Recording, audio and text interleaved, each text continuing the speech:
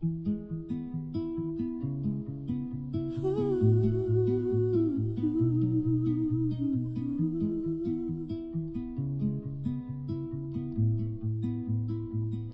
love to fly up in the sky.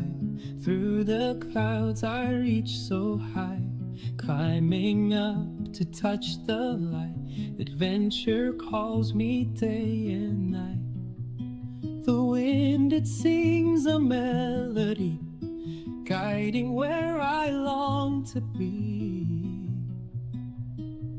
I'll spread my wings and chase the sun. No limits when the dream's begun. The world below fades out of sight as I soar into the light.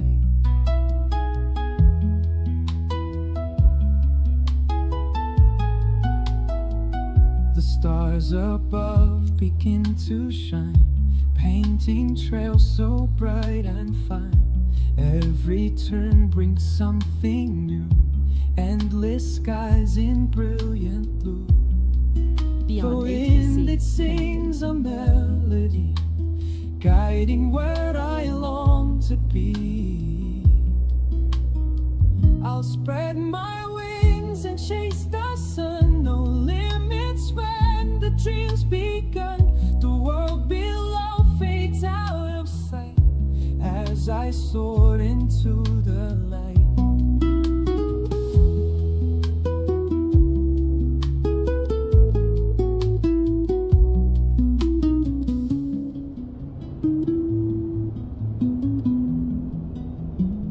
I'll spread my wings and chase the sun. No limits when the drum's begun. The world below fades out of sight as I soar into the light.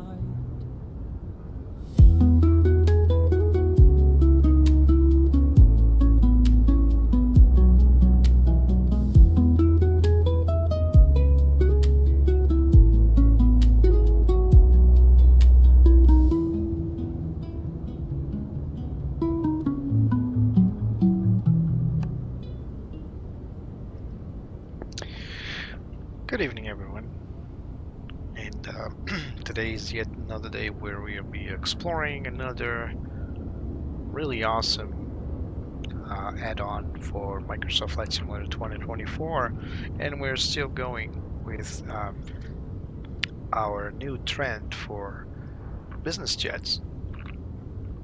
If you've guys seen anything about business jets recently,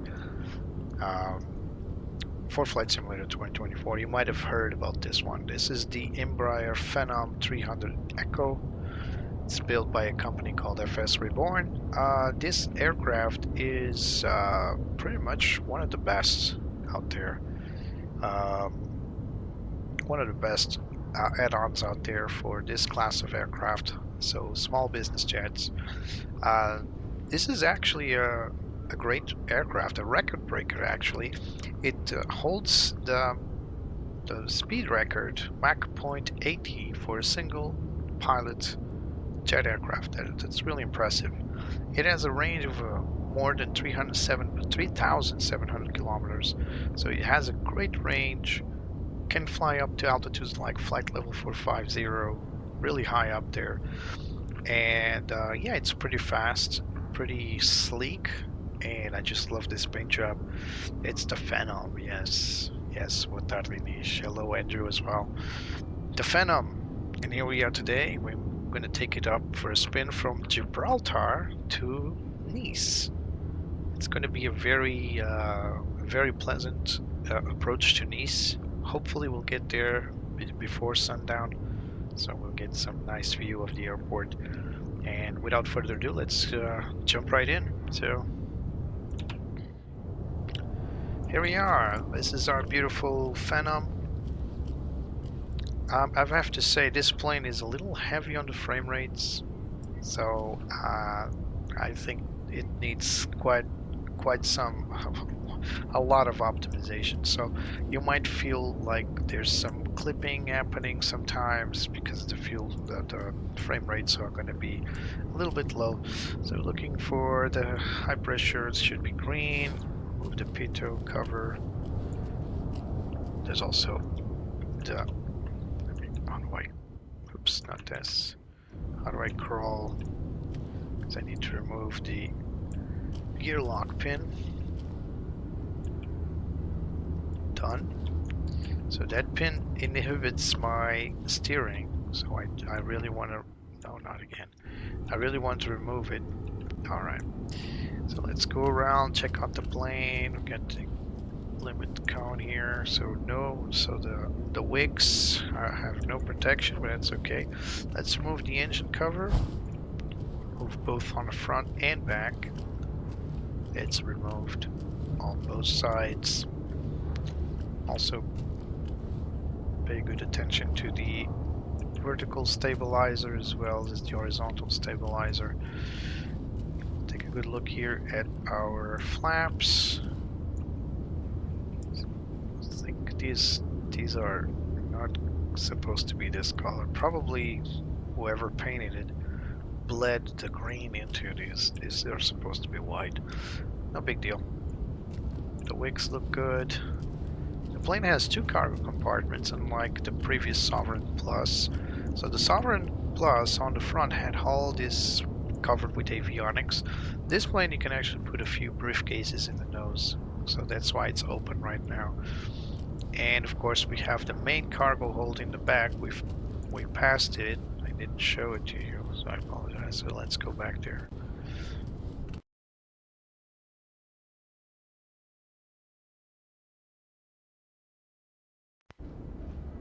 Something happened with my sound.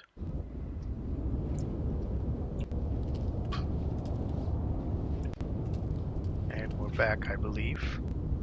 Sound is a little fishy right now.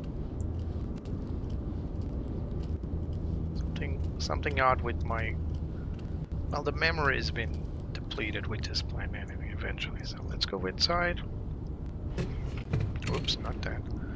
I want to go inside. That's it. Alright, hopefully the sound will be better in the cockpit. Let's hope. Alright, so the cockpit will be very similar to the Sovereign. The Sovereign uses yeah, it's a little heavy. It is heavy.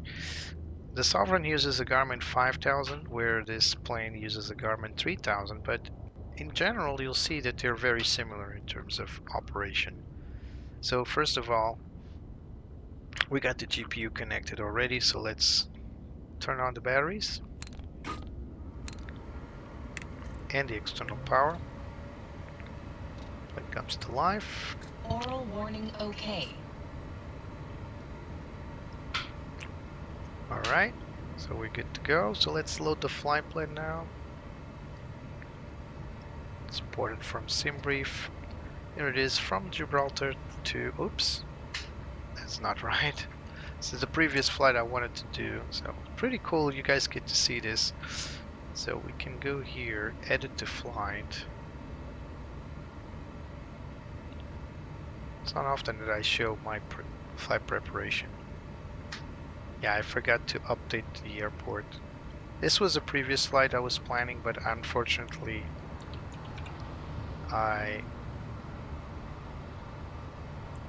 hello, can't I write Nice? I can't. Keyboard's locked out. Why is that? Oh, that's why. Let's write Nice. Pause system test. Okay. So meanwhile the plane is doing tests, so it's not that bad. French Côte D'Azur, there it is. Same thing, Phenom 300 and generate. Alright. And just like that, we're good to go. Now I need to reload beyond ATC as well. Give me a second.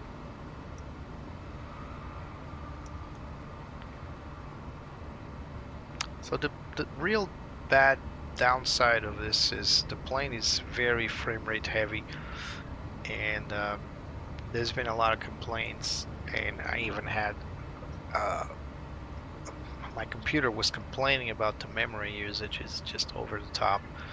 Hopefully we'll get to reduce things a little bit, reduce usage so that it remains stable.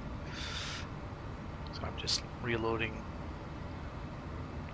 Beyond ATC. Give me a second. You should hear like a bing bong.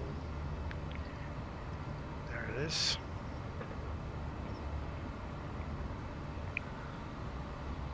Ding dong. There it is. Bing bong. And now you should hear Beyond ATC connected, hopefully. Beyond ATC connected. Alright, so we got weather, we got Beyond ATC, we just need to re-import. There it is, that's more like it. So we will be going through Madrid. Oh my god, see? We are exceeding GPU limits.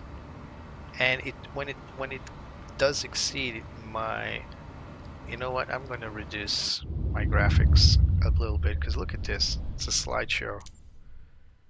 Let's reduce. I don't usually need to do this, but apparently I need to do that with this plane. So what I'm going to do is I'm going to reduce the level of terrain as well as the objects to 100. Buildings high. Trees halter. We don't really fly near trees. Shadow maps, just one notch down. That's it. Hopefully this will buy us some VRAM we can use to fly the plane. So like I was saying, we don't really need to go through Madrid. We can go through Valencia. But yeah, let's do that. Maybe because, well, not maybe. We definitely want to go northbound and then eastbound. So yeah, this is a slight detour. We might cut some corners here by going through Valencia, but I think it's okay. As long as we get to Nice, we'll be all right. So let's load the charts here for Gibraltar at least. So we need to understand the radar minimums. So this is a military airbase. It's not really an airport. We don't need the ground charts. We're gonna just need the departure. No departure. It's all vectored in. All right. So let's load the plane. We're gonna load real time, so it's gonna the fuel truck will be arriving. I'm gonna show you the fuel system. It's pretty neat. The chocks are on the red carpet, so the passengers will not come anytime soon. We'll just get on with the flight prep. So voice data recorder, testing, CVR, cockpit voice recorder, flight data recorder. Both ready. Done. Test the TAWS.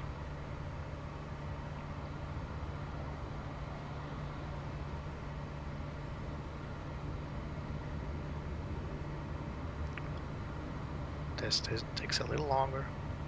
Pause system test. Okay. Let's go traffic. Meantime, let's load the nav. Traffic system test passed. Cabin. Emergency. This switch has always been a pain to operate, to be honest. So this switch should go up middle. There it is. So it's armed. Let's carry on. So our external outside temperature is 22 degrees confirmed. Just confirm the data, send data.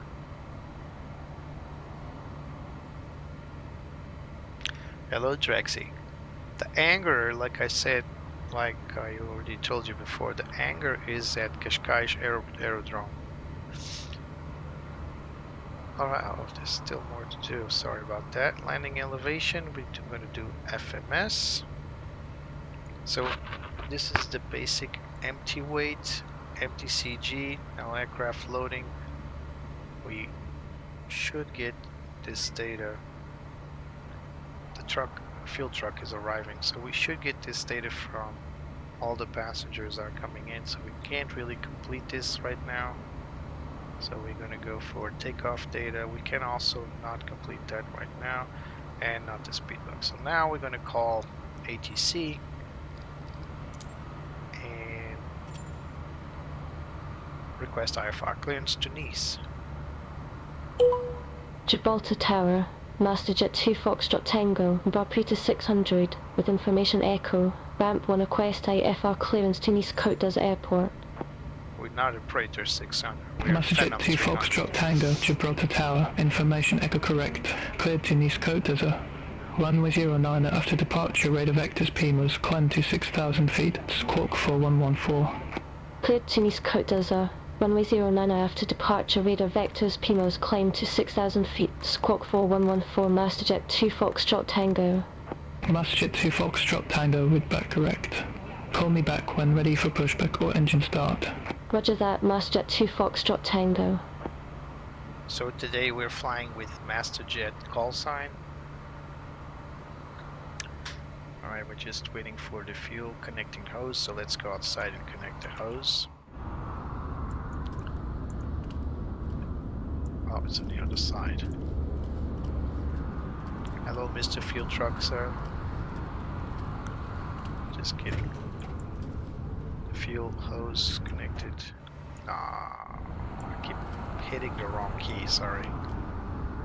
So a lot more acceptable frames, but you can still see some lower frame rates right now. Alright, hose connected.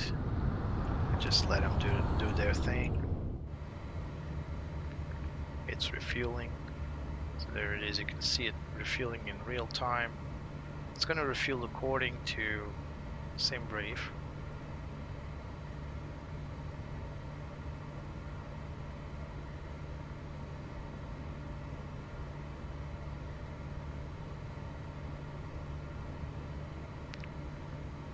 I don't think we're going to get fuel, the full tanks.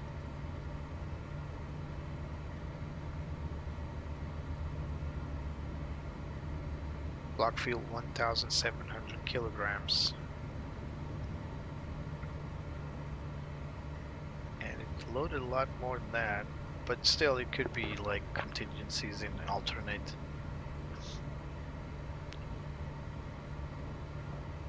Alright, so as for the passengers, I'm going to load everything with 50 kilograms. Or close to that. Not everybody weighs 50 kilograms, but still. And 96 kilograms of cargo.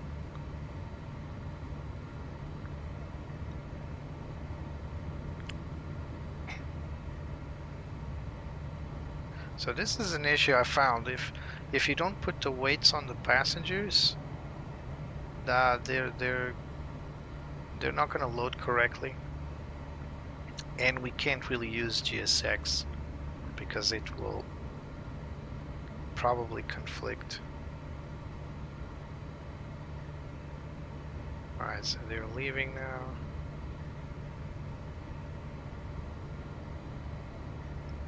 Right.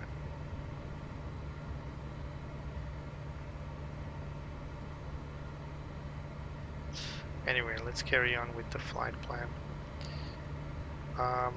Let's go flight plan. So we're going direct to PMOS. Then the rest of the plan has been loaded. All the way to Nice. Looks good. VNAV is also, of course, active. Transition altitude 6,000 feet. We're going to cruise at Mach 0.78. We can get close to 0.80 actually. And then transition level at our destination will be flight level 500. As for procedures, runway 09, we don't have an actual departure, but it will be 09. No procedures there, as you can see. Nothing for departure, so it's just going to be plain takeoff directly to the factory. Alright, this looks stuck. close the forward cargo doors. They have cargo doors. Let's see. Unload instantly. And now load real time. We can skip the fuel truck. Alright, now the passengers will be, there's no animation for the passengers, unfortunately. The vehicle just shows up and the passengers load one by one. But there's no actual animation, which is comprehensible. It's, if the plane's heavy as it is, now imagine if they have animated characters coming in and out.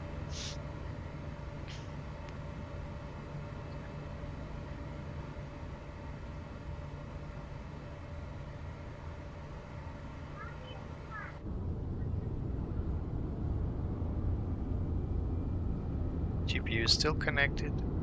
By the way, if you guys ever get this plane, don't try to run everything on batteries. They will drain. Here comes the passengers right there. I've also noticed that with beyond ATC, Gibraltar Airport is also very empty.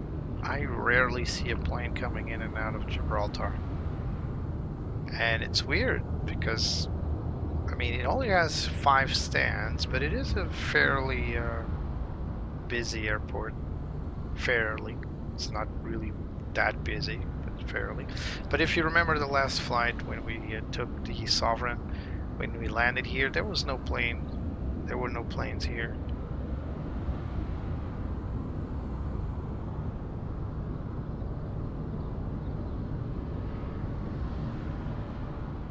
Oh, Drexy, I missed your question.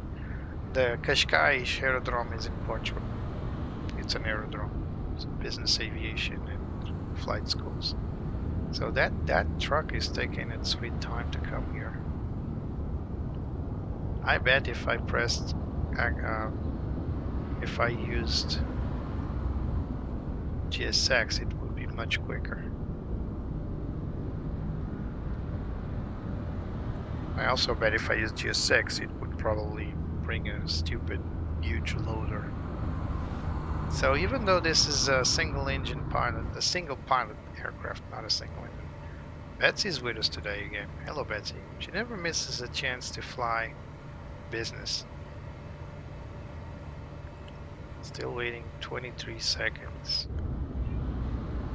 So at least the passengers aren't waiting for us, right? But we are waiting for them. Planes are refueled, fully ready to go. We're just waiting for those VIP dudes. I even put the red carpet for them. I wonder if they're going to give me a good review. There is a review system. What is it doing? Oh my god, that was scary. Oh, there goes my wing. Not good, guys. Alright, so the passenger van is here. So they have a huge air conditioning system up there. Alright, so now they're going to be loading to each seat. So I made a full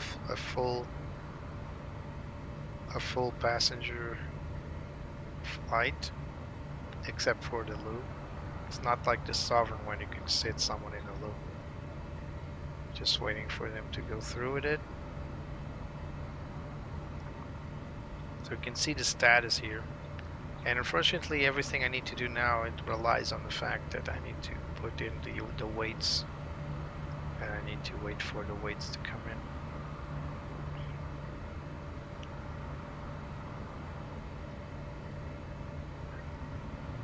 So just waiting for the weight and balance. We already have the weights here though. We could in theory do it, but it's hidden now. Taking selfies, really? Come on. Oh, the cargo door needs to open. Because they want to load their freaking... Flirting with the pilot? Not gonna happen. So I'm very chubby, 127 kilograms. It's not even... I mean, it's a good way to call someone fat, but that's not accurate. For a fact, that's not accurate. accurate.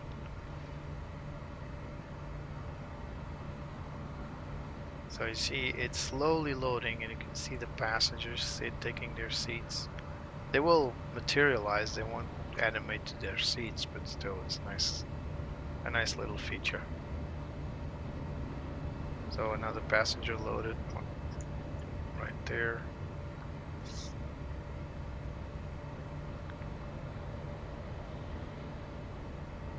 You know, I understand why people sit face to face, but I would hate to fly with my back towards the front.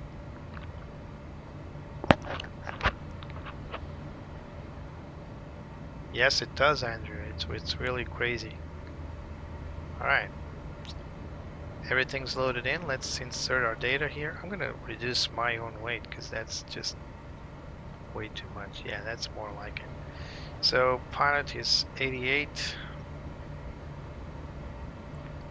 Co-pilot Betsy 47. Betsy, you're an elegant lady. Now PAX 1 64. PAX 1 and 2 actually are 64, but so 116. Oops. PAX 3 and 4.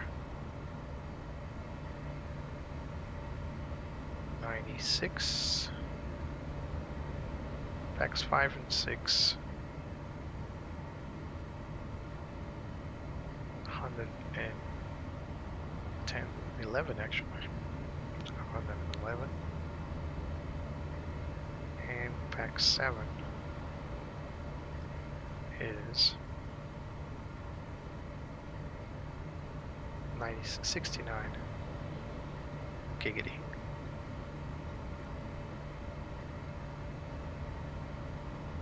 Done. Now the bags, forward bags. I don't think we can distinguish the weights for the cargo, can we? It just says 96. So let's go 50 here, 47 in the back.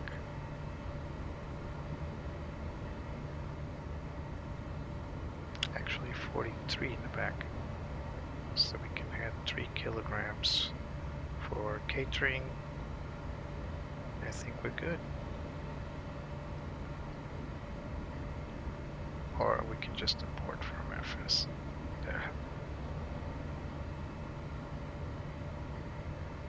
Yeah, okay. As for the fuel, sync fuel on board is 3,891. Let's set up for 150 pounds for taxi fuel. It's not at home, and we have no holes. Next. So runway 09, takeoff weight is 7,523 kilograms, CG is 22.7. Let's go for the weather.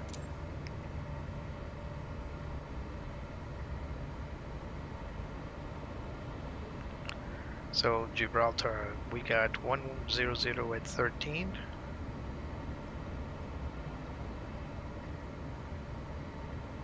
We got temperature 22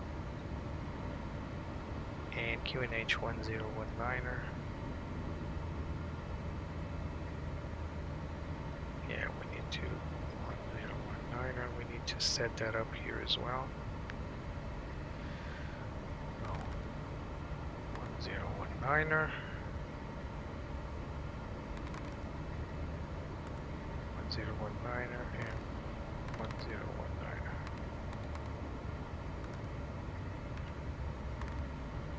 Done. Alright, this is done here. Let's go back to, let's close the aft cargo doors and let's call ATC. Well, first of all, let's continue on with this. I completely forgot. So our runway is 5,700 feet in total length with an elevation of 7 feet. Takeoff config will set flaps 1, ice protection not required, runway alignment 0 feet, and this is our takeoff data. We're going to accept these V speeds. V1 is 105, VR is 105, V2 is 116, and VFS is 132. We're going to trim 8.6 for takeoff. Let's do that. Oops.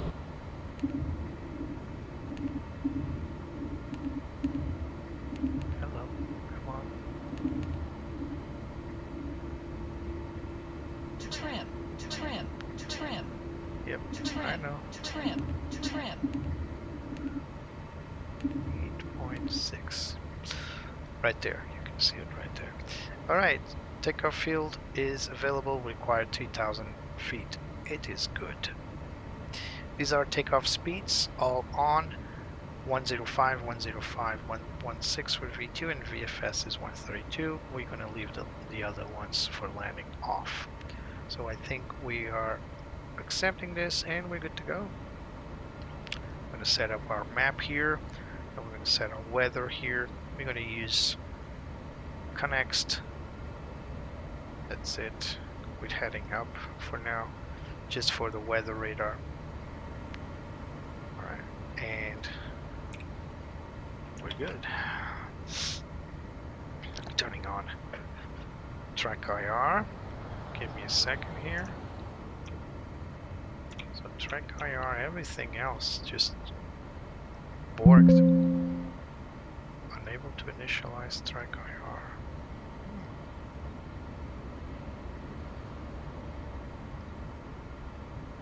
Give me a second. Track IR crashed. That's a first. Alright. There it is. Now we're good. There we go. Parking brake is set. We got the checklist here. So we're gonna skip all this and we're going for the before start checklist: oxygen, mask flow, and microphone. So oxygen is non-functional on this plane. I hope they made it functional, but it is packs and auto. Tests panel, accept. Well, we've done all tests. Fire protection we've tested. Smoke detection, set annunciator. Test panel on. Fasten seatbelt signs. Fasten seatbelt signs.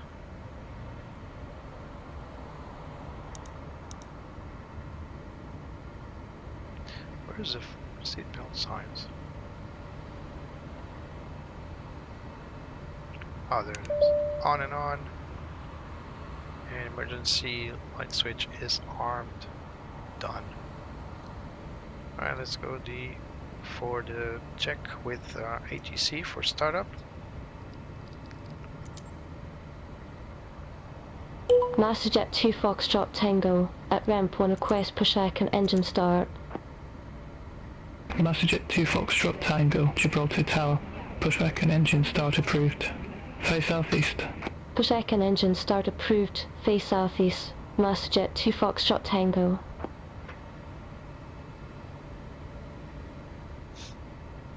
Here comes our guy. There's our tug. Very heavy tug. Also some plane spotters up there. Huh. Alright, let's wait for them to do their thing, and we'll be facing southeast. No need for the charts, but we'll still get them anyway.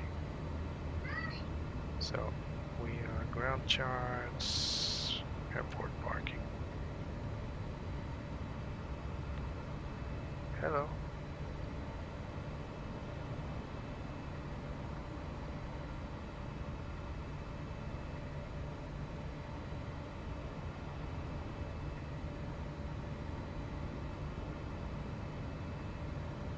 I think this is also crashing.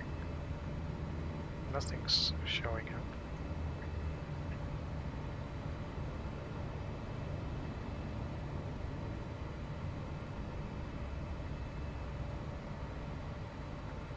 Weird. This definitely was working, so it's not working anymore. Nice, 2 ladies.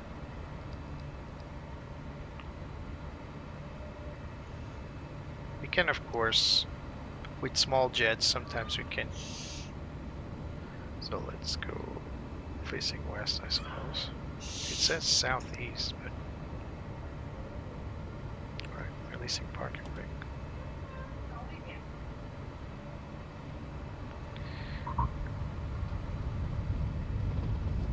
We are being pushed back, and we're gonna start engine number 2.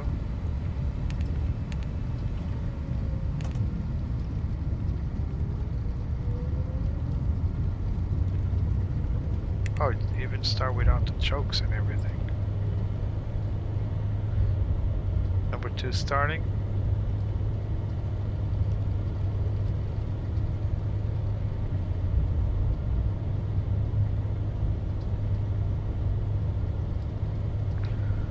Oh, we need hydraulic pumps on, as well as fuel pumps.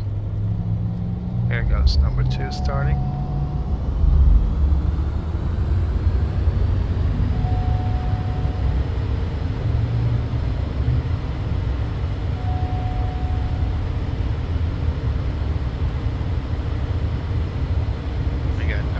Let's start number 1.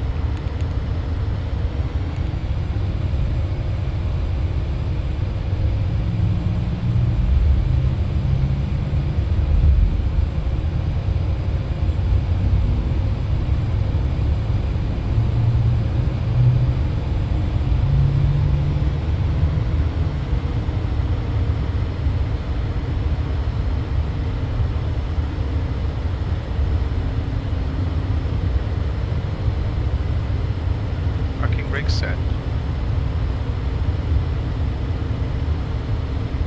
After start checklist, GPU disconnected, emergency button pushed in, batteries 1 and 2, check voltage.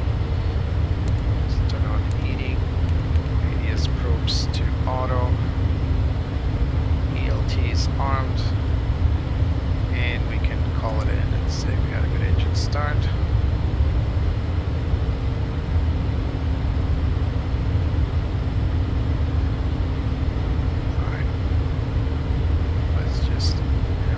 Checklist. LFE set, takeoff speeds are set 105, 105, 116, and VFS 132. There she goes, remove the pin.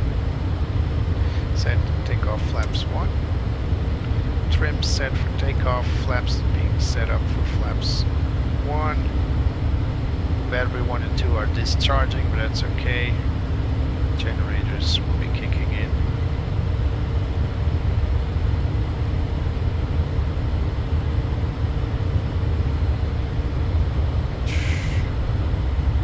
Tow truck disconnected.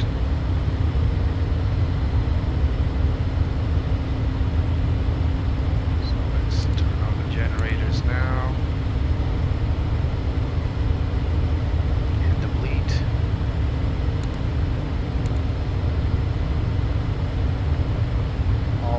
Advisories are gone, and we just got run over by the tug. GSX being GSX. There goes our pin. We're good to go. Let's request taxi to the active. Not this one. Masterjet 2 Foxtrot Tango, holding short, runway 09er. Masterjet 2 Foxtrot Tango, backtrack runway 09er. Call when ready for departure. Backtrack runway 09er, call when ready. Masterjet 2 Foxtrot Tango.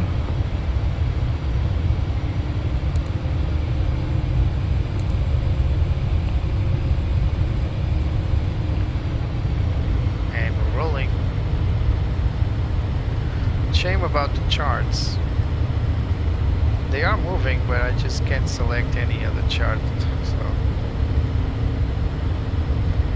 So we'll backtrack runway 09er.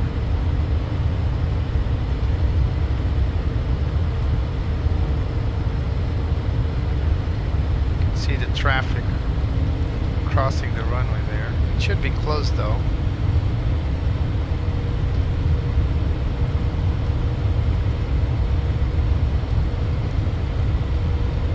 as planes are crossing.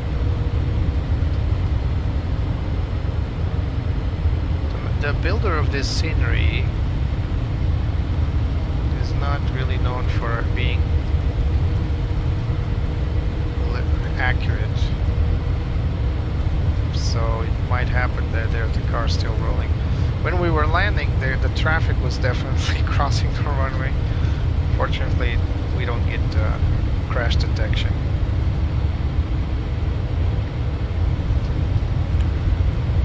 But still.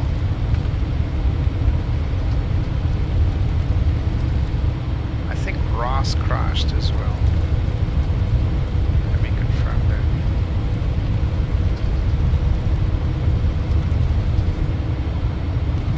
Yeah, Ross is not working.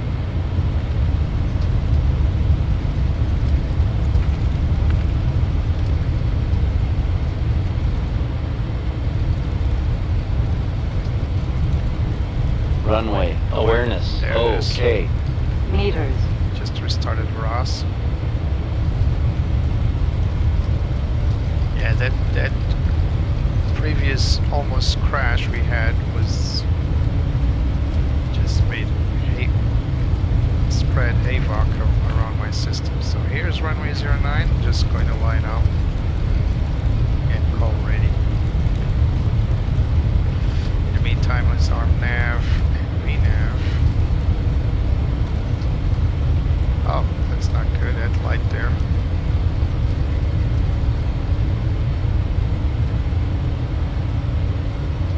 Approaching 09.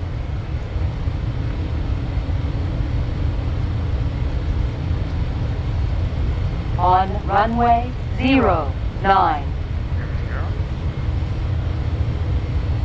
Fully ready, let's just confirm everything. So we got pumps running, heating, ice protection not required. Gears down. Oh, need to turn on the fans, ECS to both, set pressurization to auto. So the passengers, they do tend to be a little picky about temperatures. Alright, we're good to go. Let's call.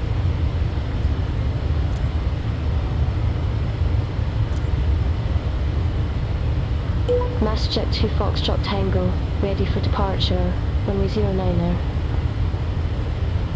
Masterjet 2 Foxtrot Tango, Gibraltar Tower, wind 100 degrees, 13 knots, fly runway heading, runway 09 are cleared for takeoff. Fly runway heading, runway 09 are cleared for takeoff. Masterjet 2 Foxtrot Tango.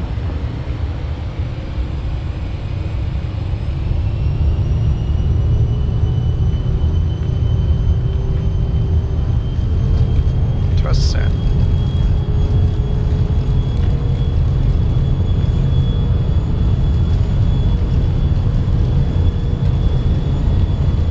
V1, rotate. Positive rate, gear up.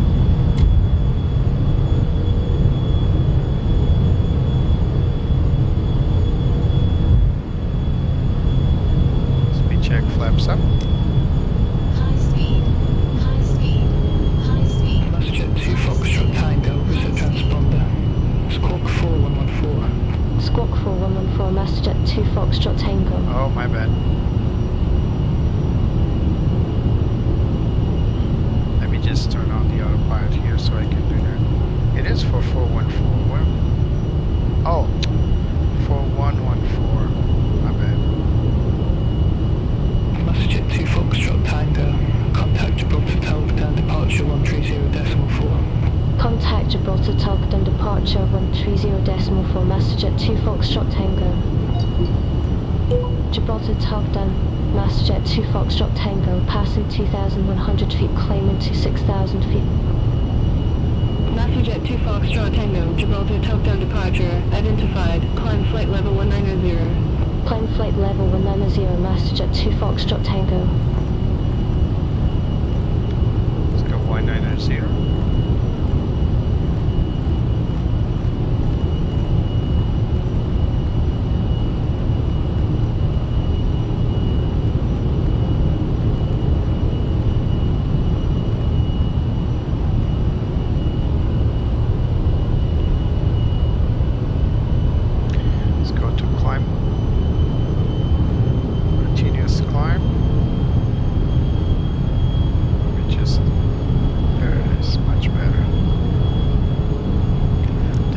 missing, but I just wanted to press the buttons beneath it.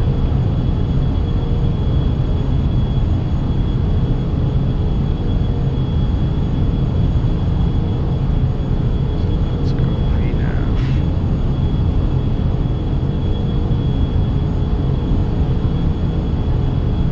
Let's increase our climb rate. Master 2 Foxtrot Tango, clear direct Phenom. Resume on navigation. Clear direct Phenos. Resume on navigation. Masterjet 2 Foxtrot Tango. High speed. High speed. Alright, let's go direct to Pimos. High speed. I know. High speed. High speed. High speed. Nav on. High speed. So easy to go over speeding with this baby. So much power.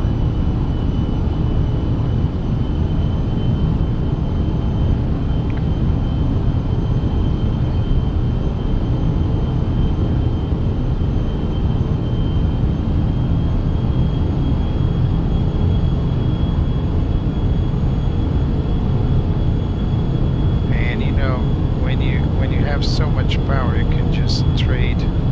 So barrel setting, set standard,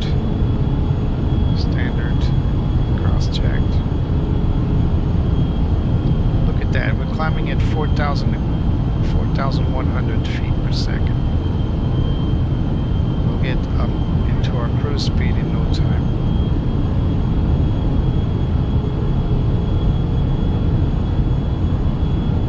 Max continuous climb.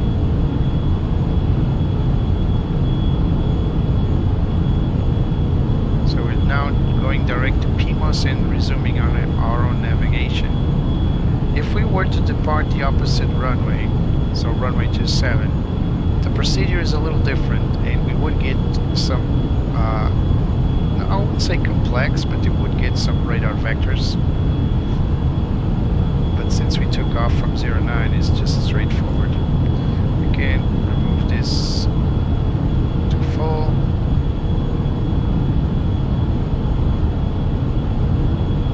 Passing 10,000 feet, external lights off.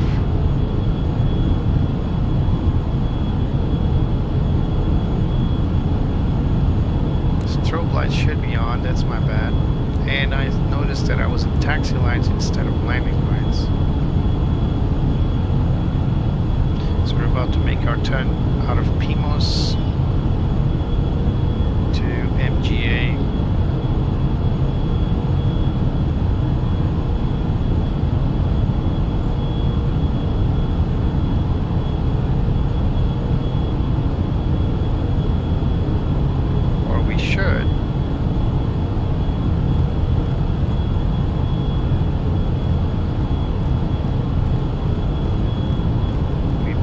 Turn because we were not in nav mode.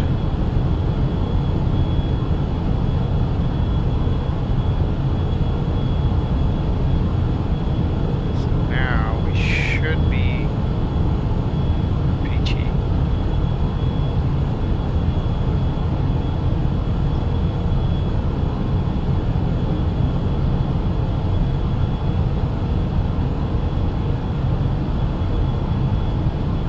Passenger 2 Foxtrot Tango, contact FBS Center 118.275. Center on 118.275. Masterjet 2 Foxtrot Tango. Let's go to Bye-bye. Civil.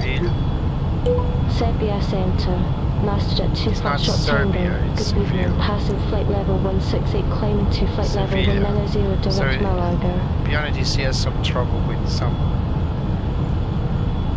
Masterjet 2 pronunciations. Foxtrot Tango, Serbia Center, identified, climb flight level 430. Climb flight 430. level 430. Masterjet 2 Foxtrot Tango. Radio Maroc 304 Echo, contact Maghreb Casablanca radar 125.1. Contact Maghreb Casablanca radar 125.1, Radio Maroc 304 Echo. Looks good. Brilliant 622, descend by a start to 7,000 feet, Crash QNH into the cars? 1019er. No, that would never happen. The cars are transparent. Oh, my Brilliant bad. 622, contact Malaga approach 123.855. Give me a Contact second. log approach 123.855, brilliant 622. Beeline for Bravo November, descend via start to 5,200 feet, QNH 1017. Descend via start to 5,200 feet, QNH 1017, beeline for Bravo November. Give me a second. I'll fix Beeline for Bravo November, I'll fix QNH 1017, expect the flight plan on approach top. runway 07 It's with still an for transition. London. So London City was my destination originally for this flight.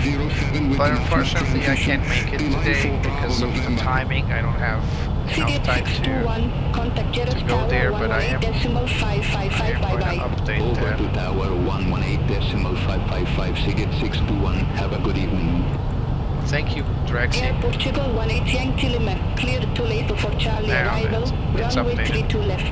Clear to Lethal for Charlie arrival, runway 32 left, Air Portugal 18 Yankee Lima. Ryanair 31 Kilo, contact Marriott Casablanca, radar 125.1, have a good evening. Center on 125.1, Ryanair 31 There it is. It's Kilo, updated bye-bye. now.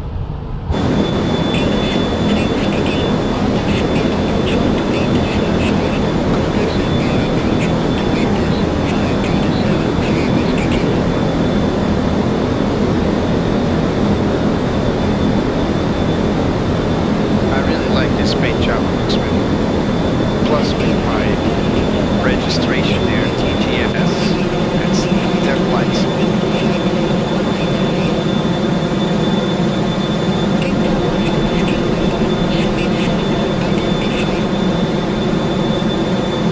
So it's a small little jet. You can see the traces of the larger Embraer jets. Certainly a shortened version of the Praetor. You can also see something of the ER-trays, the E-145 jets, much larger. So it is following the flight plan. It's intercepting the FMS flight plan. So now we need to reduce the climb rate because we're losing thrust.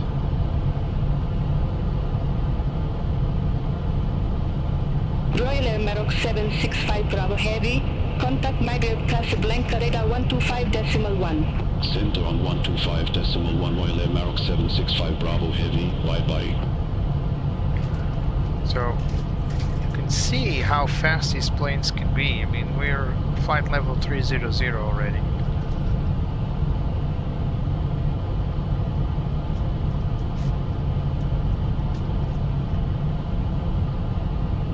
Budget 17 Sierra, contact Barcelona Center 119.45, good day. Center on 119.45, budget Yeah. 17 Sierra. Yeah, thank you, Trexie.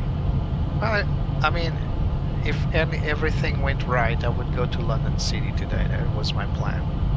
But I want to arrive in an airport during daytime because most of my flights are in the nighttime, and I wouldn't be able to do that if I flew to London. Plus, London City approach is very strict, and I just want to fly these planes without any added stress. So let me just remove.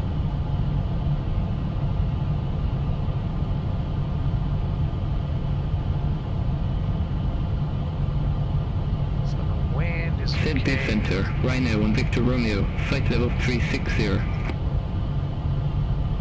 Ryanair 1 Victor Romeo, Sepia Center, identified. VistaJet 443, cleared I able think this 6 is Charlie also arrival, taking runway 35. Clear a lot of able 6 frame Charlie rate, arrival, that's why I runway removed it. 35 is the Jet 443. VistaJet 443, contact Lisbon Center 119.55. Center on 119.55 is the Jet 443, good day. Beeline for Bravo November, cleared direct Nasma, cross Nasma at or above 5,200 feet, cleared and approach runway 07. Clear direct Nasma, cross Nasma That's at better. or above 5,200 Struggling here to find the audio controls. 07, beeline for Bravo, November. So much less climb rate, or we'll stall out of the sky. We don't want that.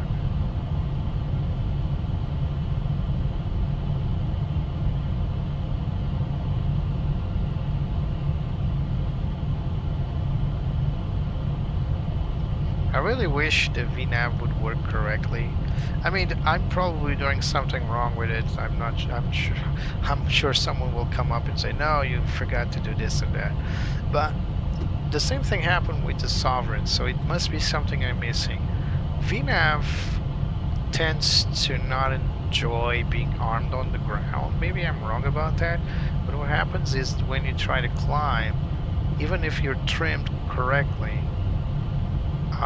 if you engage VNav, you notice the flight director was telling me to climb down, to nose down.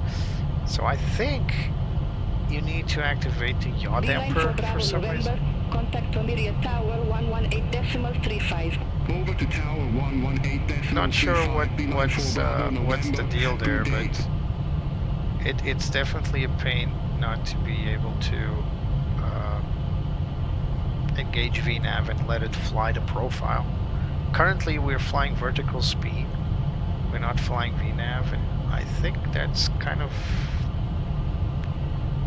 if I press VNav, I can arm or disarm it here, but that's it. Clear Baker Dale of Frontier to uniform arrival, runway 20, CH71 Bravo. This is the speed we should be at with VNav profile, so those little triangles there.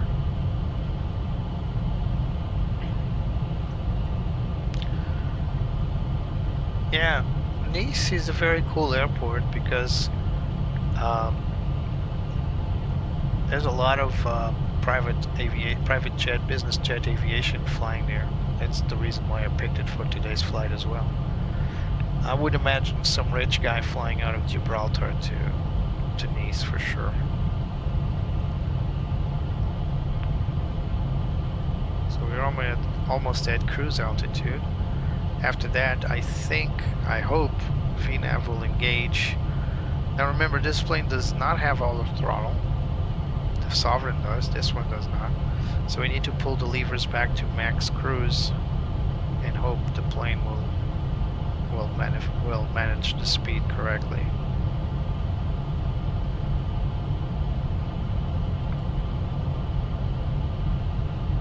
So right now we're maintaining 148 knots, more or less, give or take, and we're having nose wind.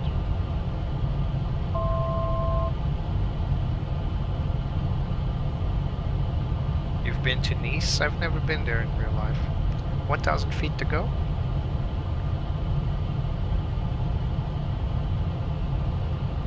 So we're passing Malaga right now, southern Spain.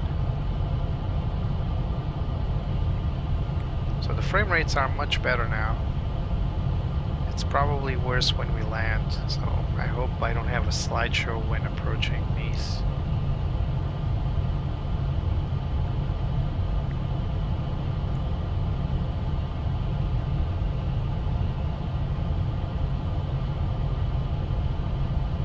Altitude interception. So VNav is armed. Hopefully it will engage once we get the altitude.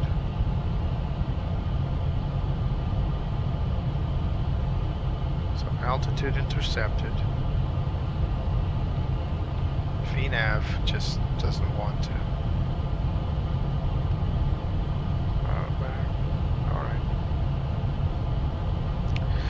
So I think there's a symbology missing in the Sovereign, or maybe I'm mixing up stuff, but I think when you press CPL, so that's coupling, and you're basically telling which side is autopilot is coupled to. I think when you press it, you should have a symbology here, like an arrow pointing to where it's coupled to. But oops. But it's not doing that right now. Not sure why.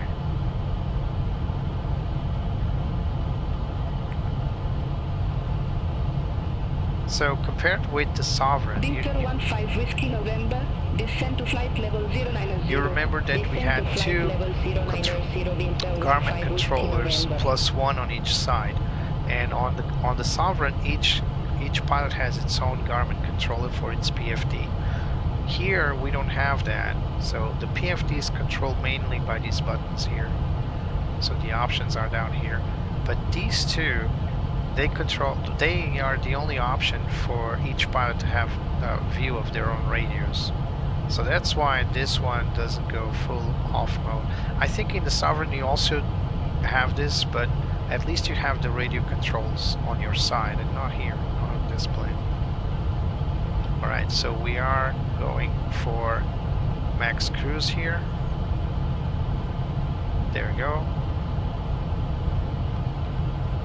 Plane will still accelerate. It should be doing that little triangle there. Cleared 1 Alpha arrival, runway 12. Cleared Byland 1 Alpha arrival, runway 12.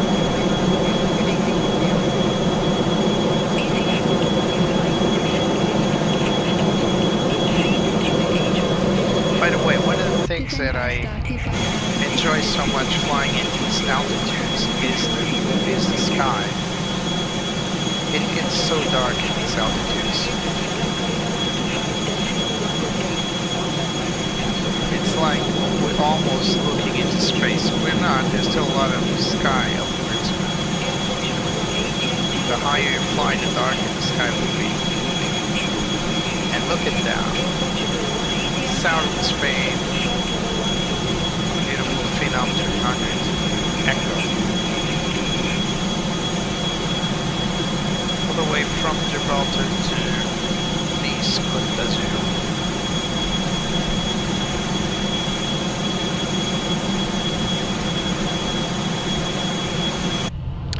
Now compared to an airliner, which would usually could do this flight just as good, we would be flying lower, so at altitudes beneath flight level 400, like coming out of Gibraltar to Nice, I would say probably flight level 330, 350 on an Airbus A320.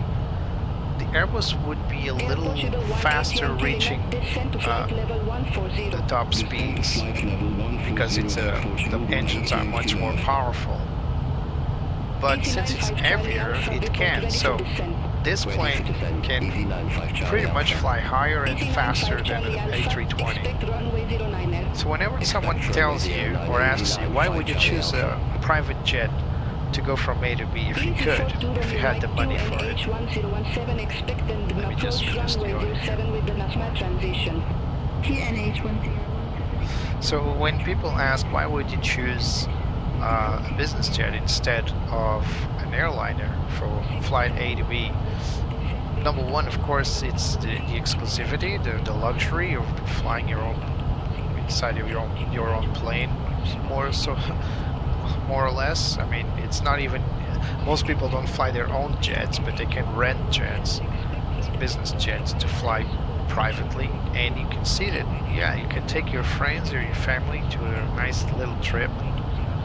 And let's turn off the seatbelt signs now for these guys. So outlets, no, the other way around. Outlets off, seatbelt signs. So outlets on, seatbelt signs off. So like I was saying, you can invite your family or your friends to go on a nice trip, or your colleagues on a biz jet for a business trip. That's exclusivity. That's the way. I mean, it's more comfortable. It's exclusive. You don't have to go through lines to get to your plane. You don't get to fly those pesky jetways. You're probably going to get VIP treatment at the airport as well. All that stuff is really cool, and it's exclusivity. That's what exclusivity is all about. But above all, these planes are, generally speaking, faster than the other ones as well. They can fly faster. They can also land in smaller airstrips. This plane is capable of landing in very small airfields. And So that's a plus. You can fly from instead of going to major airports and deal with the hassle of going through customs through those airports, those big airports. You can go to smaller airfields or even smaller airports, and things will be faster. You won't get hassled as much. You'll probably be treated like almost like royalty as well. Of course, you don't have the amenities of a big jet. You don't have like the galley of a big jet to eat gourmet food or something like that. But I mean, sushi could be considered gourmet. And look at that, there's sushi down there. I'll show you in a moment.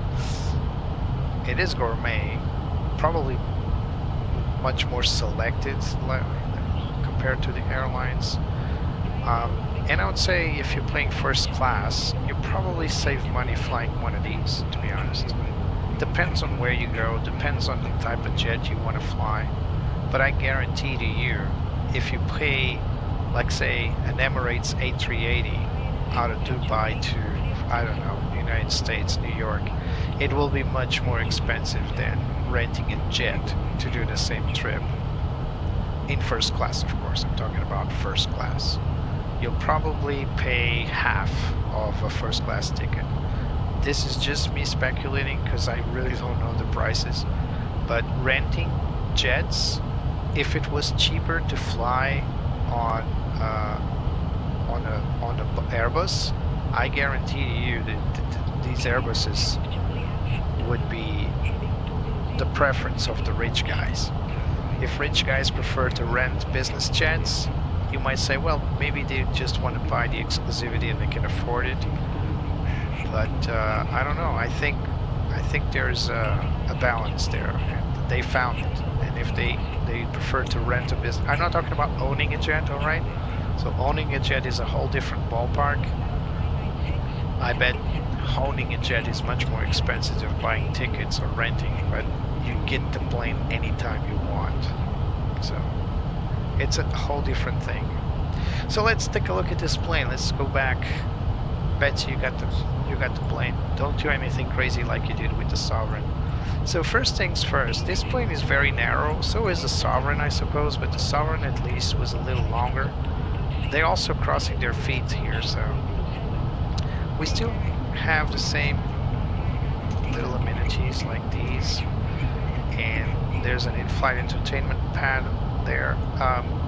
It doesn't work that well, but there's only one, by the way. So, but there's the same features like we had on the Sovereign. There's no video, there's no audio. At least the Sovereign can play a little music. This one does not. You can control the cabin lights. You can connect Bluetooth. No, I'm kidding. Of course not. But you can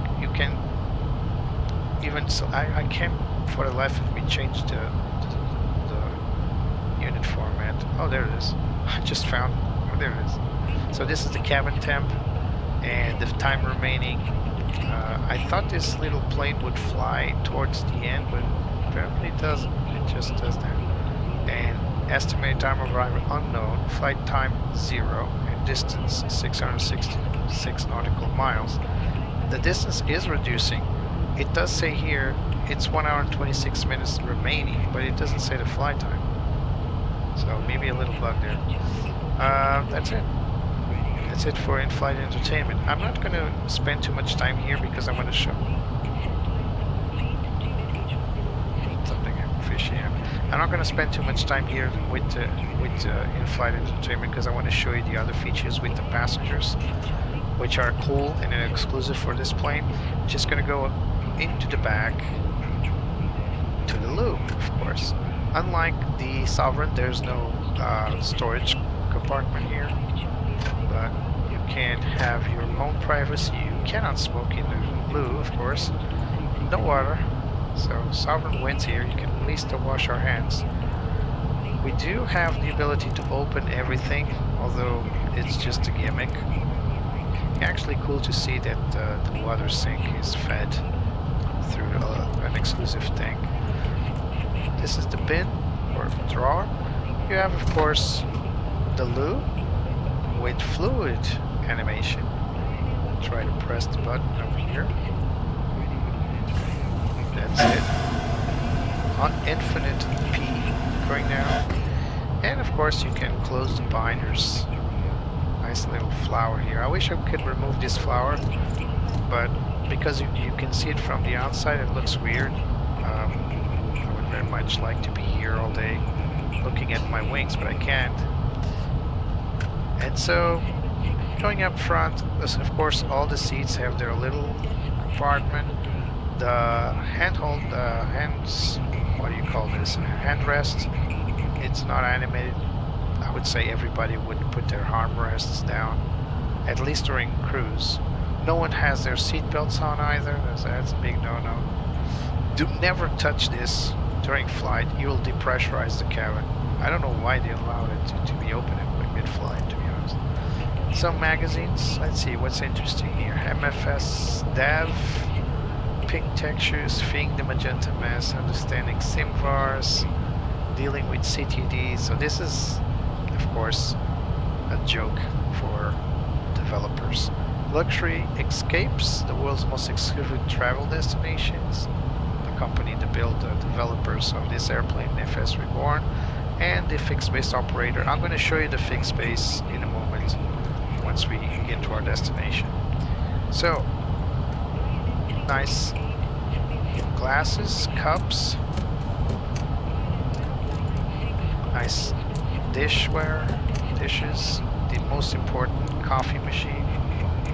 I think this is, yeah, it's coffee lever, so it is a coffee machine. Should be hot water only though. More cups, soda, garbage, trash, garbage, not trash.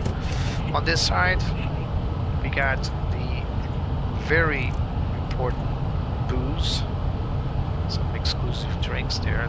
Don't know, I don't think they're realistic. More cans, probably the others were to refill this one. And there you go, there's the food. Not sushi though, I thought it was sushi. There's an apple, I don't know what that is. This is some veggies, same thing on the below, and this is the other choice I suppose. Looks like chicken with some vegetables. Yeah, chicken or vegetables. Don't get much choice here. And that's it. So, pretty small cabin, as these planes usually are. Usually there's a flight attendant flying on this seat, or not at all, depending on the type of flight. You might actually have someone up here, probably Betsy, helping the people on board to be served and all that. I know a lot of airlines that do that, that just recruit the pilots to do flight attendant work. And I know for a fact that all the people I know that did that professionally, they hated it. You would think that flying these small jets around Europe would be a fine little job, but apparently it can be a real struggle. So yeah. So here we are, Mach 0.78, not the announced Mach 0.80, but still impressive. So the other thing I wanted to show, so these charts are still, oh, they're working now. Yeah, there we go. So we got the route map, so suddenly it started working again. So you see we're going straight to Madrid. We could ask to turn right to Ponen or maybe even Biscay, but let's keep doing the route because I want to show you the rest of this aircraft. So this is the status. It's very important. I looked at the status before I started shooting, but the plane is so brand new. I mean, you can see here that the nav bulbs have only 3 hours. So the thing is, this plane will give you, so the tachometer on the engine, 2.35 hours. It's most likely never going to have an issue. I did have an issue in my very first flight with this plane while testing. I run out of battery basically because I thought I had connected the GPU and I didn't. So I was using the plane and preparing everything and Drexy, please don't spam. You spammed the message there. Please don't spam. This flight takes about 1 hour and 45 minutes. About that. So the plane will accumulate. You can actually choose the experience. If you don't want these kinds of failures and accumulation of wear and tear, you can actually turn that off. But I have it turned on some systems. I'll show you in a moment, because I want to feel like the plane's alive and I'm using it and I'm spinning and I'm using the flight time on the plane. Flight plan, of course, we've been through that. We got the departure, we get the METAR, the TAF, the NOTAMs as well. This is very important. So there's still a crisis here with Ukraine, by the government of Gibraltar. So all these things are just gimmicks most of the times, the NOTAMs, but it's still nice to see and verify. Same for the arrival. So there's a rapid exits indication panel missing on on runway 26. That's really cool. I think it's runway 26. Yeah, it doesn't say where exactly it is, but it's cool. And alternate AD will be permitted executed for emergency due to high traffic caused the Grand Prix de Monaco. That's nice. It's going to happen. Oh, it's it already happened. There was the Monaco Grand Prix, wasn't it? Last weekend. Or this weekend. It's this weekend, I think. There's the weather for all the 3 destinations. So the departure, the arrival, and the alternate. And of course the basic OFP report, which we should have seen, because we should be flying lower. Nah, let's leave it at that. Alright. Now the charts, as you saw earlier, the charts were malfunctioning. So now we have the charts back, I think. Yeah, there it is. So now the chart's working, but it didn't work. We did have a small little, I wouldn't say a crash, because we were still flying, but the sound did break because of probably memory stuff, some memory leak or something like that. The plane is very heavy, and you must expect some performance issues here and there, especially on the ground. Ground ops, we've been through this. Remember to always load your passenger weight, because if not and you press load now, the plane will not load passengers correctly. They will be empty. So the idea is, if you don't add any weight here, if I remove Betsy's weight, she's not going to show up as co-pilot. Same thing with all the passengers on board. So everybody's slim. So I have a total passenger weight that I included in my flight preparation, but remember to run through that with your flight plan. You can come here and look at your cargo. I mean, it will not give you passenger weight, but it will tell you you have 8 passengers, and that the payload, including the baggage, will be 731. Now, you can divide this between all the passengers, but don't worry too much about this. You should worry about making a correct insertion of the correct weights on your plane. It doesn't matter what Simbrief thinks you're carrying it. What matters is what you're actually carrying. Coming back here to ground hops, you can also, of course, open and close all the doors.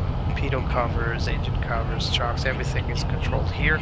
Pretty straightforward. Even the red carpet, just like the Sovereign, you can add a little. It's a small red carpet. It's actually a rug. It's not really a carpet. Now here's where we get things interesting. So you see here the passengers say poor, good, good, poor. So some of them are pissed. And why is that? Well, it depends on a lot of factors. So currently the air conditioning's off, so that might be an issue for them. Why is it off? It is on.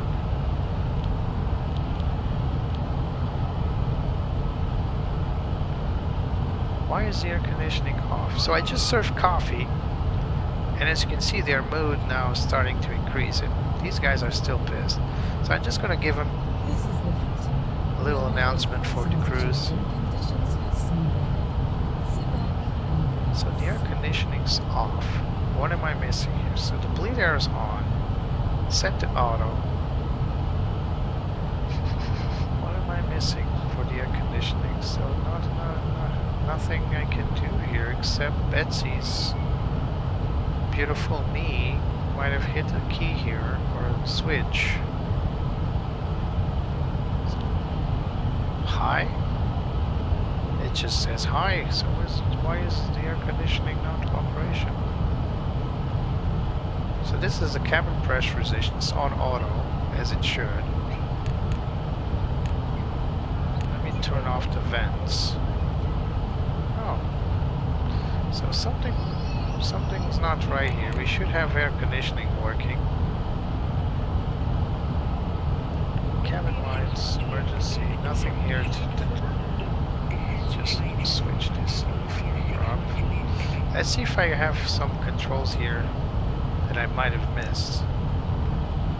Ice protection, heating is set on auto. Some wing stab protection not necessary. Pumps are on auto, crossfeed, signs. Got the trim, displays. Let me see. I don't think there's anything here to control the air conditioning, but still look at it. Electrical. Nothing to do with electrical. Everything looks fine.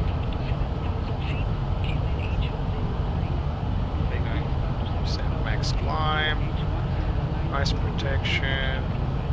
So landing field is set to FMS, that's good to know. Yeah, there's no systems here that I can think of that could... So here it is. So air conditioning.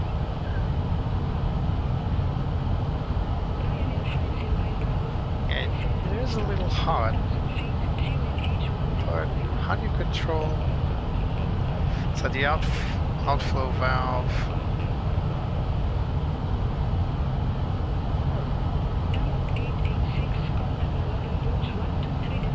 Is it that control there? Maybe I turned it off by accident. So these guys are drinking coffee. They're doing fine. So let's cool it down a little bit. 22 degrees. Let's go to 21 degrees or 20 degrees. Let's see if that changes anything.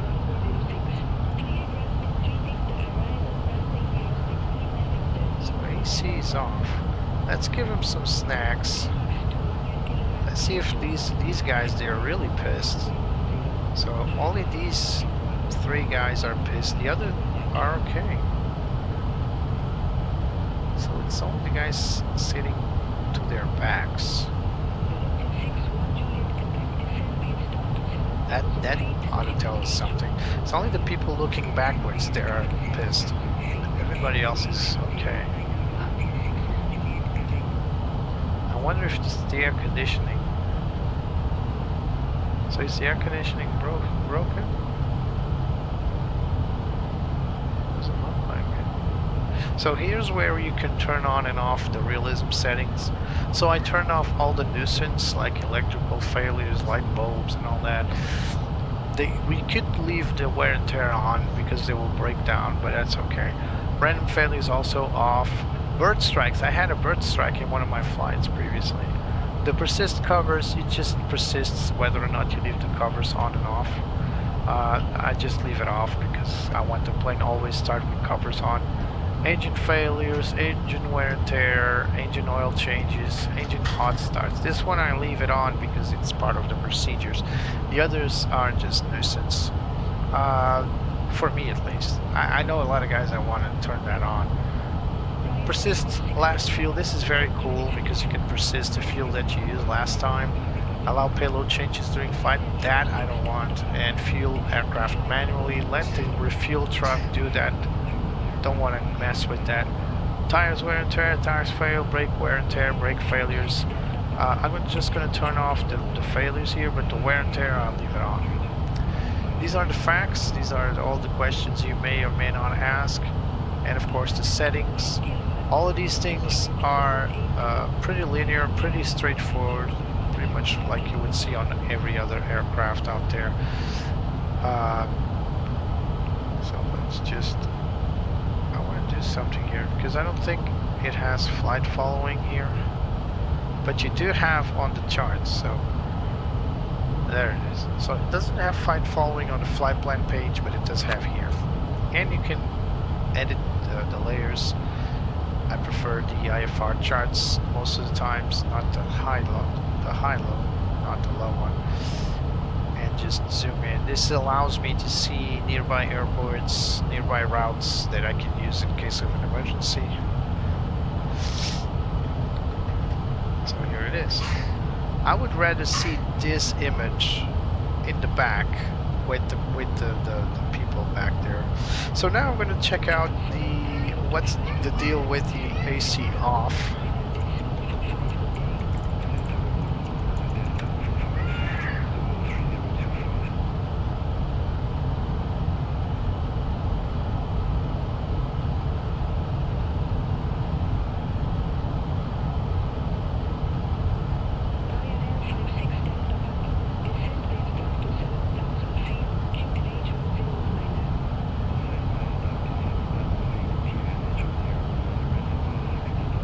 Alright, here's the thing.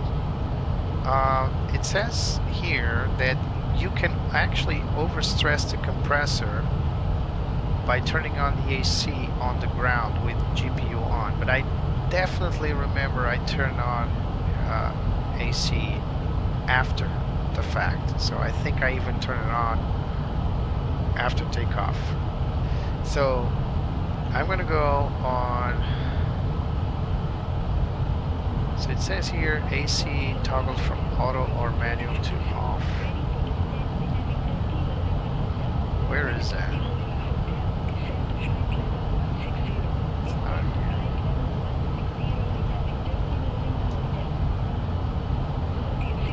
So we're now going to clean the camera.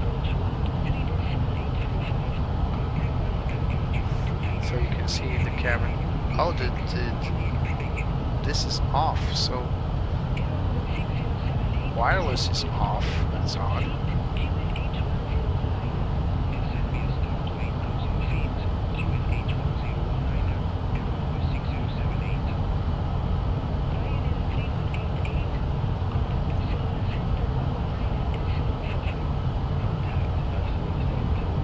So GPS is on.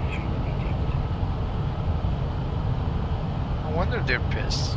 They don't have GPS.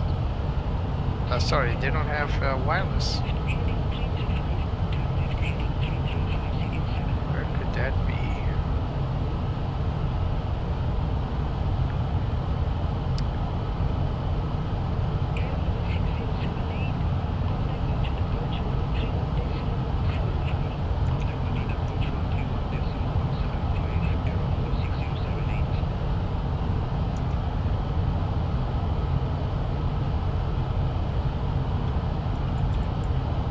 Reading about this, give me a second.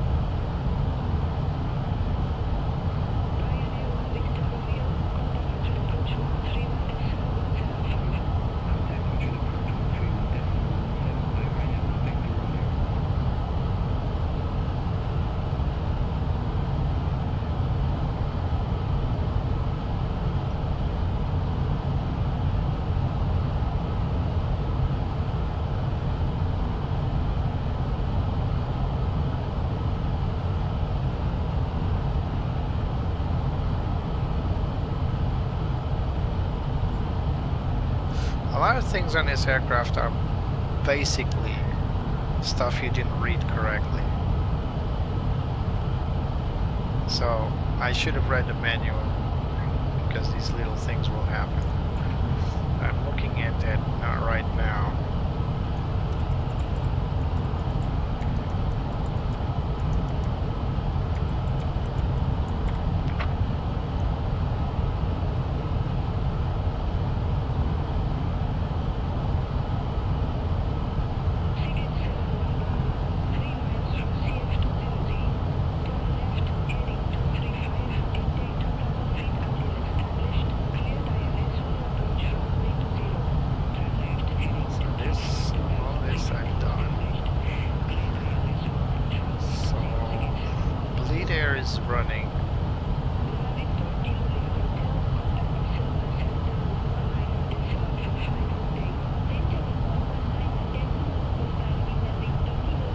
they're pissed back there, and they should, because the air conditioning is...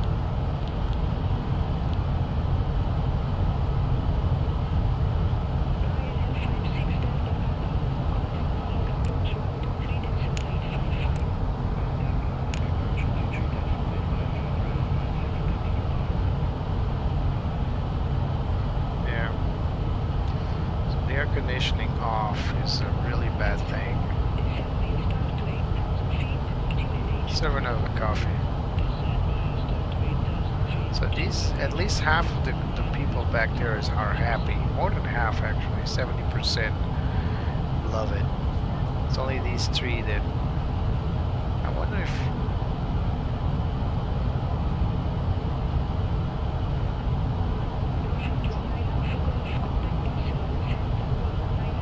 so it's not hungry. It's not, it just needs to go to the toilet apparently. That's his problem. What about this one?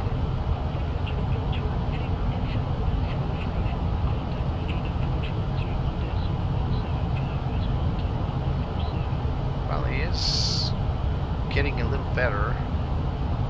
I give him a little snack, see if at least we can recover this guy's mood. So the camera is not that bad, even though the air conditioning for some reason doesn't turn on.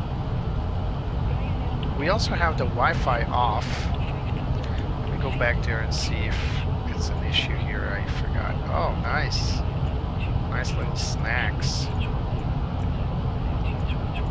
So let's see. Bluetooth controls. Enabled. It is enabled. Wi-Fi is enabled. Bluetooth is enabled. So I don't know. Maybe it's not working correctly. I mean, it is just a gimmick, but still, I'm pretty sure that's not helping with the passenger's mood. So this guy is fair. Only these two are poor. There's nothing I can do about it. Let's clean the cabin now. Wi-Fi is still off for some reason.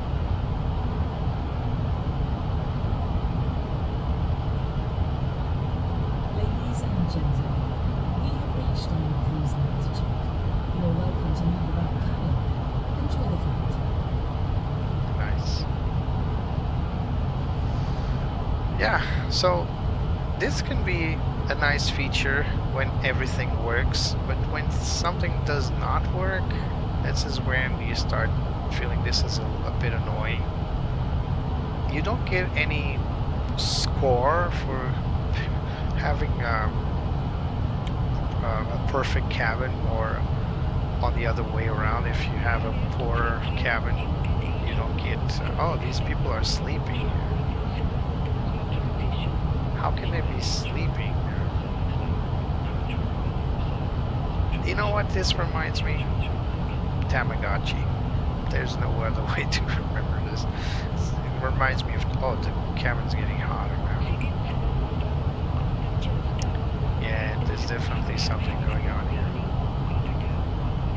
So bleed air is, hydraulic pumps are in, cross feed, bleed air is on, cross feed.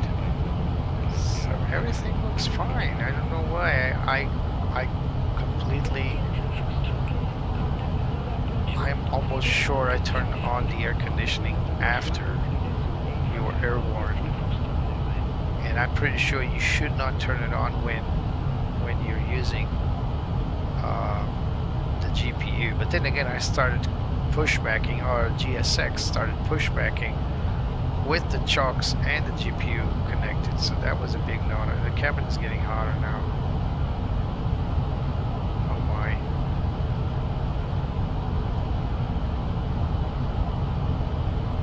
This is not good. I'll give him more snacks. Let's feed him more coffee. More snacks. More coffee. We're recovering this guy, R2 Wu, on seat number, who is he? R2 Wu. So it's on the left back, So he's on the left, facing back towards us. This is him. You're enjoying your meal, sir?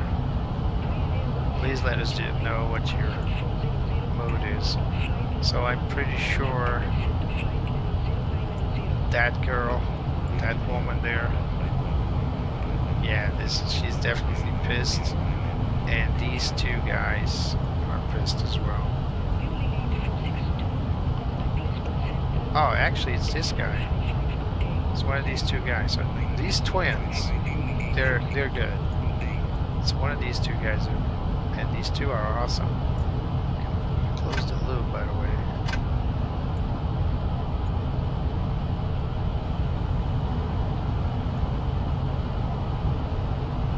Yeah, so this guy is almost on our side. It's just O'Brien and Prescott, they are giving us a hard time right now. Let's clean the cabin. It's pristine. Only the Wi-Fi is off though. I don't think there's anything I've missed. Engines are running. There's a fire extinguisher down here. Yeah, so don't know.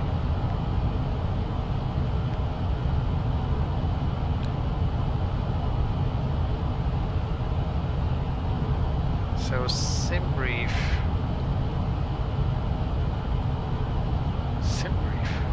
This looks like ACARS.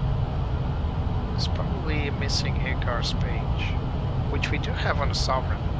We don't have it here. Charts. This is a cool feat. You can actually upload the Navigraph chart. These are the Lido charts. I'm not sure you can use the Navigraph charts here.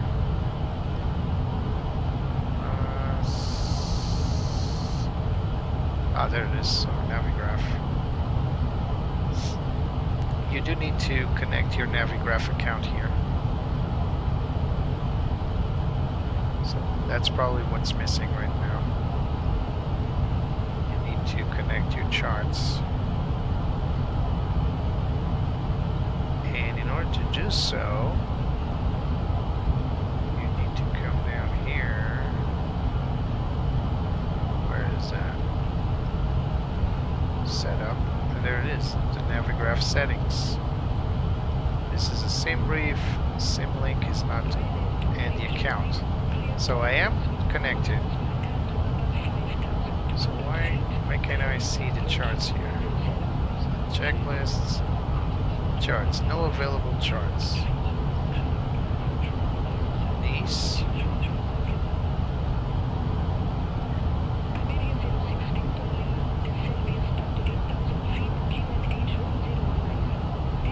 Nothing. So it probably only works with Lido right now. But there's definitely an option there to select Navigraph.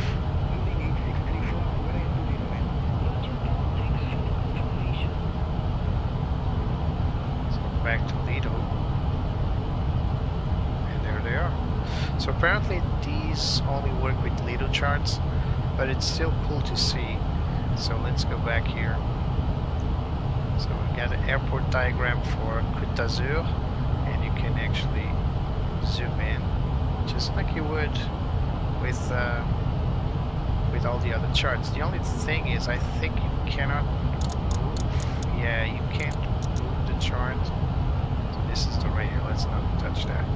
You can't move the chart, but you can use this little pen and zoom option. I don't know how you zoom. And you can actually rotate them as well. But you can't touch them directly. So as for the zoom, can we use what? The mid button? Probably no. And you can actually zoom in completely. Of course, this is not really relevant if you have the charts on your EFB, and I'm sure the pilots would prefer to have, oh, the guy's going back. Woo, we're losing Woo, guys. We're losing Woo. It's interesting because they're eating and drinking, but they're sleeping. There's a lot of tweaks coming, I'm sure, for this feature. Right now it's just a fun thing. You can actually just ignore it. Hola, said hello, Richard. Good afternoon, my dear friend Richard. Yeah, they don't look very happy at all, actually.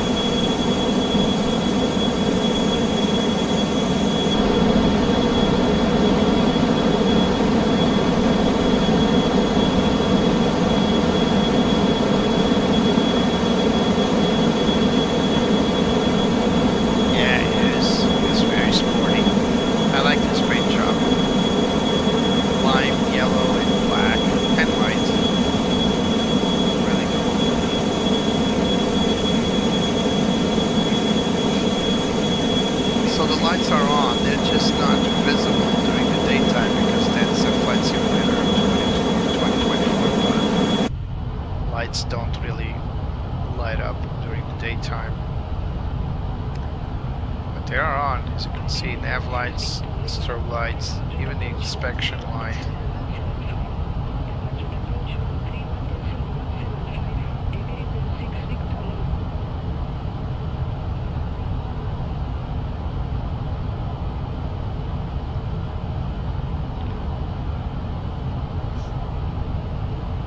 It's cool to see that if you do have the visor, I'll show you. If you have the visor, you can move it around using the mouse scroll, or you can just make it transparent by moving the mouse over, and of course you can add or remove it by pressing the little bar there. It's really cool.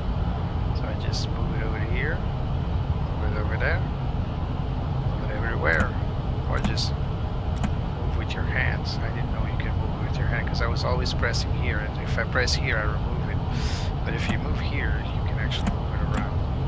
I would prefer to have one here, but you can't pull it away, but if you do that, you see you remove your electronic flight bag and you have to put it back on.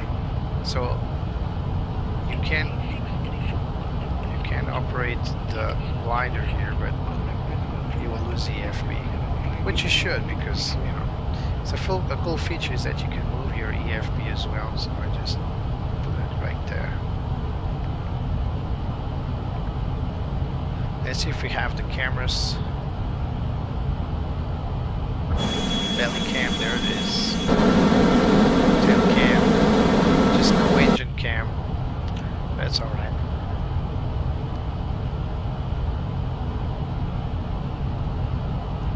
Yeah, livery and plane, they're both cool. We can remove this. So Betsy's with us today. I don't want you to get sunburned there. So armrest for Betsy is non-functional either. Would you like some entertainment, Betsy? I can just reach out for the flight mode drinking clouds, or you can have the Saint Raoul. Any one of those? Alright. Nice little air conditioning vents, which, by the way, it's not working. So yeah, it's near 20. Oh, this whoa is bad. Oh my god, sorry, Woo. Here's some snacks and some coffee.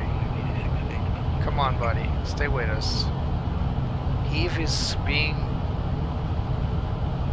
also not happy. Oh my god, whoa, what's going on? He's not feeling well. Come on, whoa. There's no pleasing this guy. I'm sorry about the air conditioning. Yeah, there's a lot of eye candy. The problem with that much eye candy is that the plane is extremely heavy on frame rate. It's absolutely out of this world. It's the heaviest plane I got right now, which is ironic, being such a small plane. But it is very, very, very heavy. Lots of polygons, lots of stuff to work with.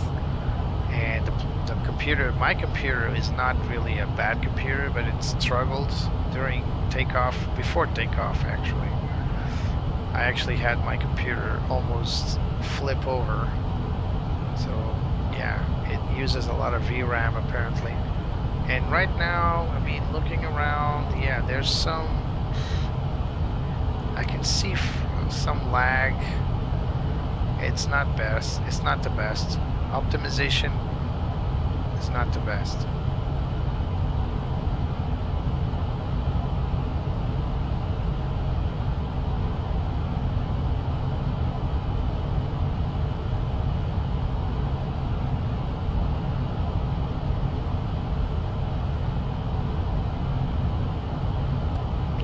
So here we are cruising at flight level 430 on our way to Nice. And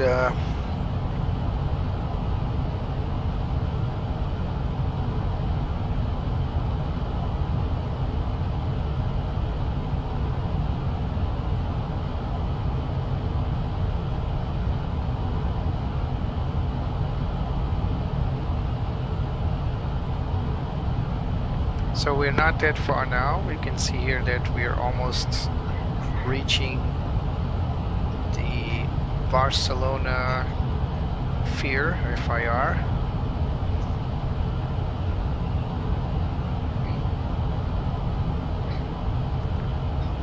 So we can prepare for the descent. So first of all, let's go for our flight plan here.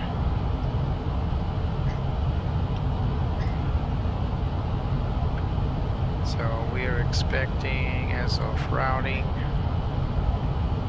where is our routes? Where's the route?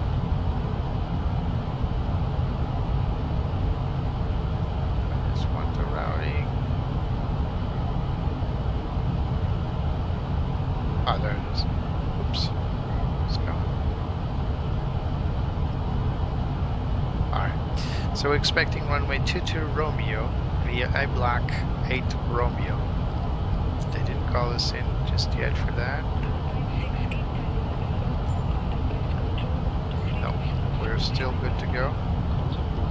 So let's go 22 right for via A Block. So let's go flight plan, procedures, arrival, 22 right via A Block 8 Romeo. Correct? Precisely. 22 right. Looks good. We can get a preview of our approach here. Pretty straightforward, all the way down. We're gonna load that. Go back to procedures, approach. So runway 22 right. We're gonna try RNAV, RNP. And we're going to set up the minimum. So for that we're going to consult the chart. So arrival. So it's the A Block 8 Romeo. This is the one. So this is the one we'll be getting. All the way down here to MUS VOR. And then after that we are going to get the approach to runway 22 Romeo. I think we're going to get the ILS every time, but since there's no ILS for this runway, only the RNP, also have VPT. I think we're gonna get the RNP Zulu. So let's select the RNP Zulu. There it is. So pretty straightforward, coming from MM261, then to Sotox, turn left, and approach runway 22 Romeo. Alright. So that's it. Our minimums for this approach though, well, it's very convenient to put it in landscape. So our decision height for this type of aircraft, which is an Alpha, well, I'd say it's a Bravo class, 370 feet minimums. So this is our minimum setup, 370. Minimums set vRAAS minimums, and we can preview again on the map. So here it is, our approach, RNP approach, and then all the way. This is of course an RNP. We won't get like any sort of landing assistance. It's going to be visual on the final fix, just like you can see here, because this is the RNP approach. So the final approach course is 220. It's good to know. So let's load it in. So we're good to go. If there's any change by the ATC, will of course pivot. That's it. Check on the weather. So we can also rotate this.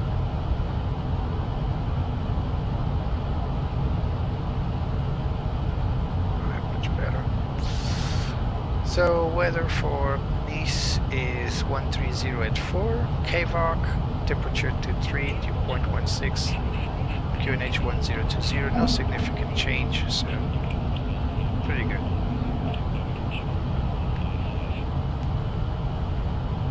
Now we have a slight tailwind which is helping us going forth.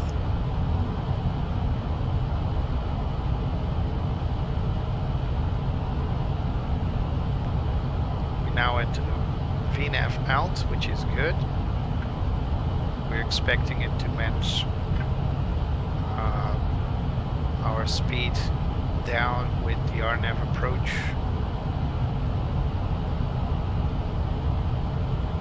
If you understand how these things work in other planes, it's kind of intuitive to go to other planes you're not familiar with, but oh my god. We lost Wu, gentlemen. Wu's down. Wu is down.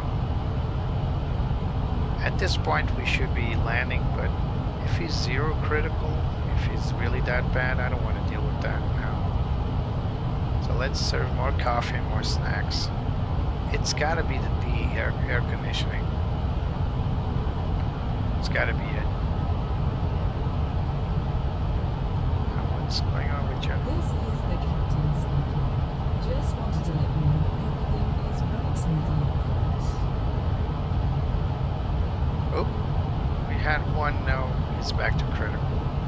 More snacks, more coffee, and clean it up. Yeah, it's gotta be the air conditioning. Really don't know what's going on here, why it's off. The bleed air is on though.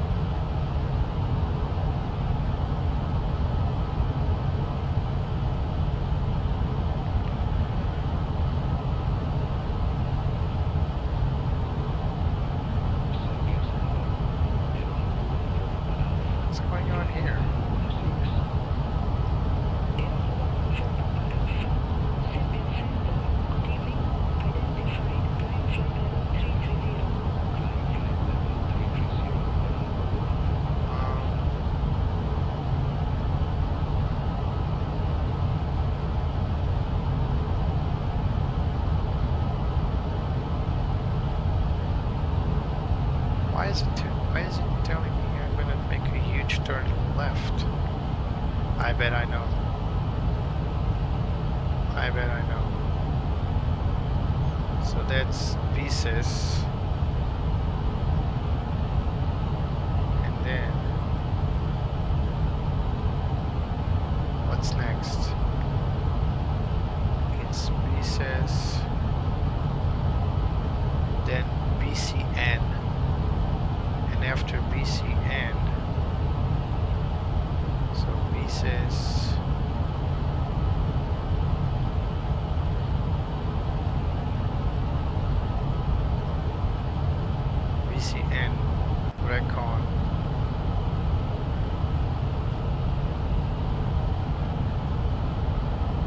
United Kingdom. Yeah, it's mixed up. So this can happen quite a lot. So that waypoint is messed up. So it's instead of being in France where it should be, or it's mixed up. So when you have more than one waypoint with the same name, for some reason sometimes it chooses the wrong one. So it's now choosing the one in the United Kingdom. So what we're going to do now is we are going to remove this waypoint and reinsert it where it should be. So we are going to remove waypoint, confirm it goes forward, you see that? And if you want to be real picky, you can now choose to insert the waypoint afterwards. So insert after, and now you choose it. So it's supposed to be BCN, but you're going to get an option to choose between. You see duplicates found, and you see there's one in the United Kingdom, one in Spain. This is the one we want. So now it's correctly there. See, BCN. So pay attention to your flight plan. This is a little bug on the plane. It's nothing to do with the flight planning or anything of the sort.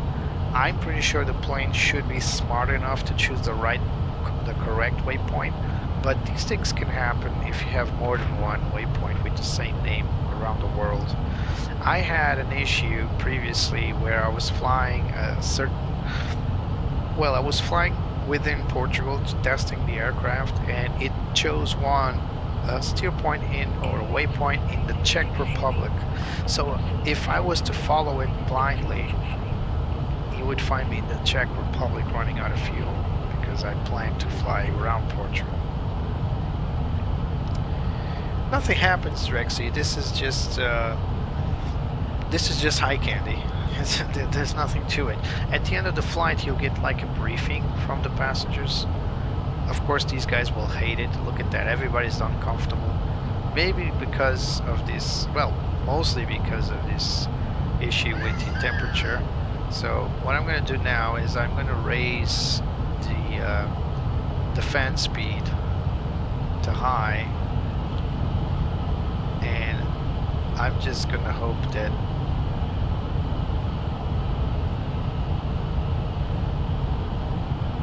get a little lower temperature. I'm just going to hope that helps, but at this point there's nothing I can do. The air conditioning is off. I believe I did something wrong on the ground, but that's about it. I don't know what else could so woo is critical. It means that he probably passed away or something like that. I'm not sure what's going on there. So how do I zoom out on here? Sorry, woo. At least he's not woo-woo. There's also something missing here, by the way. I'm sure FSReborn knows about it. It's missing time compression. There's no time compression option here. And there should be.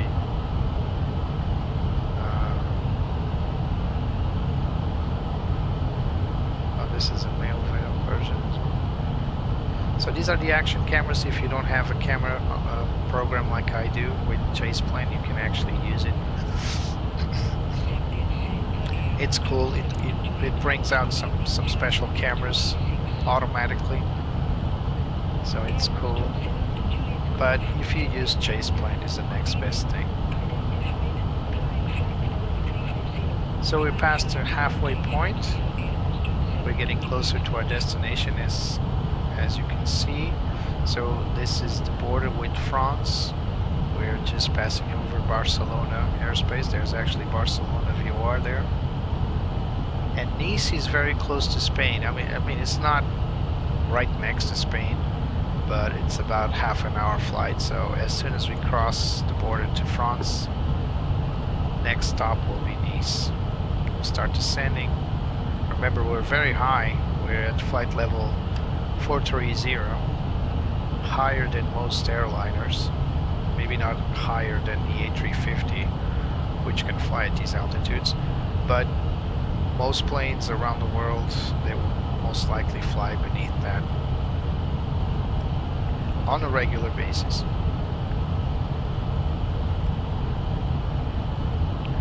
So this is the FSR Phenom, Embraer Phenom 300 Echo.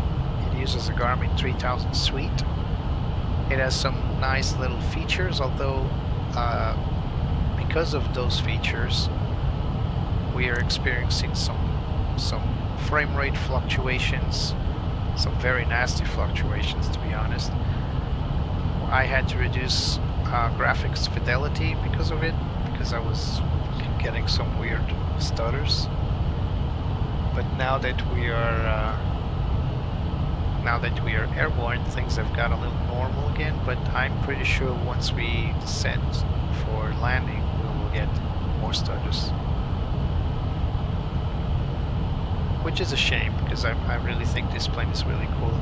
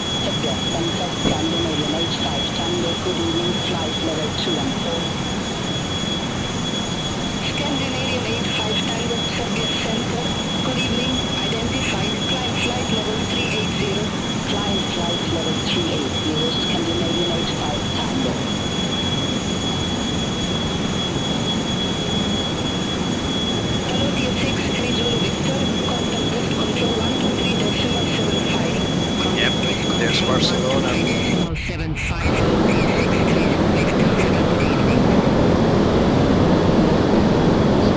Down there. There's Barcelona Prat Airport right there.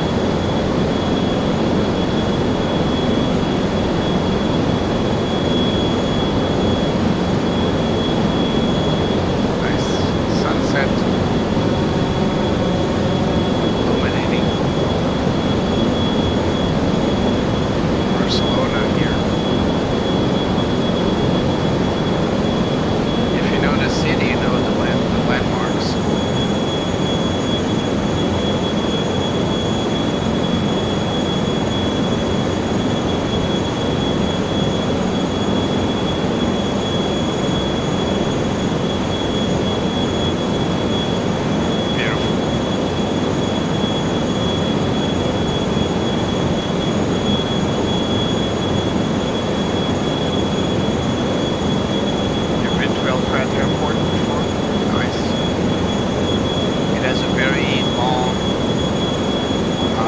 procedure, and it is actually a fun airport to fly to, although sometimes when it's very busy you can be on that holding pattern for quite some time. It's not a holding pattern, it's a corridor where you'll be set on a corridor for a long time.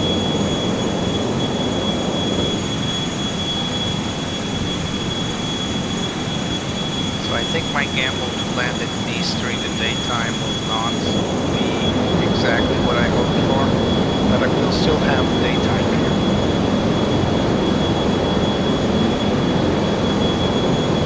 Yeah, it's beautiful, Richard. Really love it. Can you imagine 20 years ago flying flight simulators that you would have these photorealistic? You can even see the stadiums down there. I believe this one's Camp Nou, or is it this one? One of these is Camp Nou. Barcelona Stadium. I think it's this one. The one closer to the shore.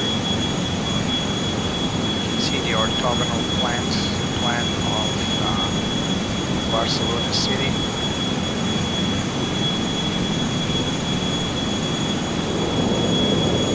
Now the clouds are coming in.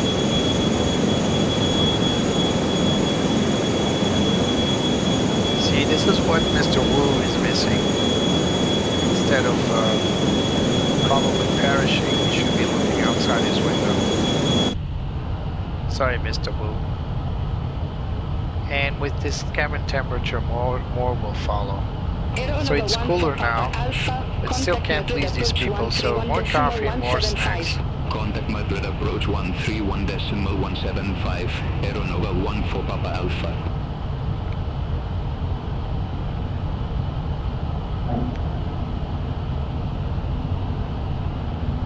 So there we go.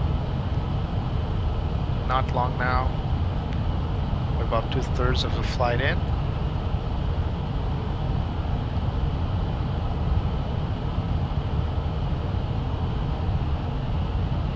I really got to look around about this air conditioning system. I'm pretty sure I turned it on after engine start, but maybe I didn't. Let me confirm here if I had. Well, I can only check this on the ground, so I need to look when we land. I'm going to look into the air conditioning system to see if it failed. This is what I wanted to see. So engine wear and tear. So not this one, because we don't have any damage turned on.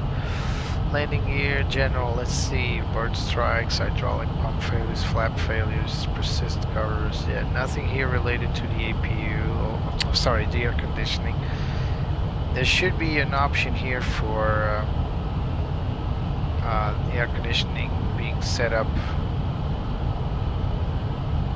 to fail, because this is something that can happen quite often, I would say.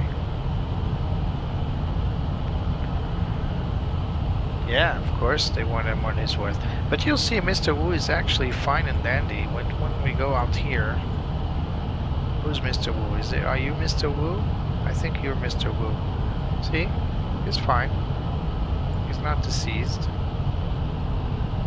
Everybody looks fine. I mean, this guy looks... yeah, he's okay. What about you? She's Betsy's cousin, I believe. Oh, you're... what the heck is going on this flight? We got two twins. There's one, there's the other one, and these two.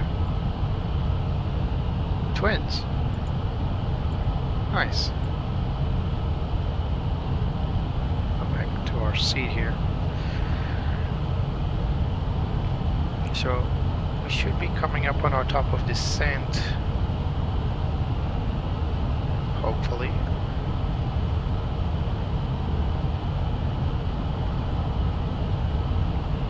If we don't get any more wrong waypoints as we did before. So what I think is missing here is a lot of information here for the VNav profile.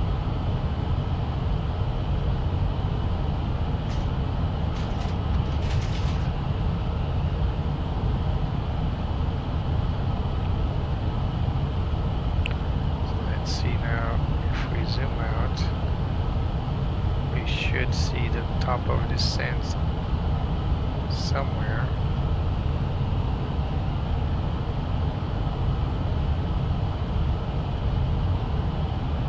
There it is. So our top of descent is near, our top of descent is near Saussure, right there. So this is when we'll start descending towards our approach. What's with the mouse cursor? Oh, this is nice. I'm discovering stuff. Nice. And what can we do with that info? So I'm moving the touchpad here. And we can have direct to, nice. So if I wanted to fly direct to this airport, I'll just press here and it would generate a flight path to that waypoint. Or I can just get info. So this is Perpignan in France. Get all the runway info. Nice, really nice. Now, here comes the question. How did I activate that? How the heck did I press it? Oh yeah, just pressing it will activate. Nice. I just don't know how to zoom in and out. But the panning is cool. I just wish we could. So it's the pinch motion, but how do you pinch? You can't really pinch.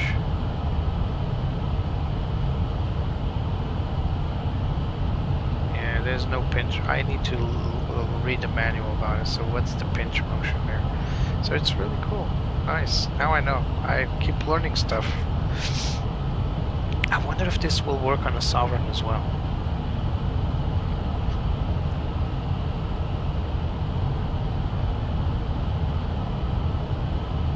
Secret Service, right, Angel? You know what? I don't like foie gras. I know it's very expensive. It's an acquired taste, I'm sure. I didn't like it. I don't remember. I can't even tell you. How do I compare the taste of it? It tastes like old liver. If you ever have liver, it's that plus old, I think. And it is thingy. It's hard to explain, or actually I didn't like it. It's like caviar. Not a lot of people like caviar. I tolerate it. I don't know why people get so fascinated about caviar. It's alright. It's salty as heck, and it tastes like fish, and that's about it. I mean, to each his own. If you can afford caviar and if you like it, why not?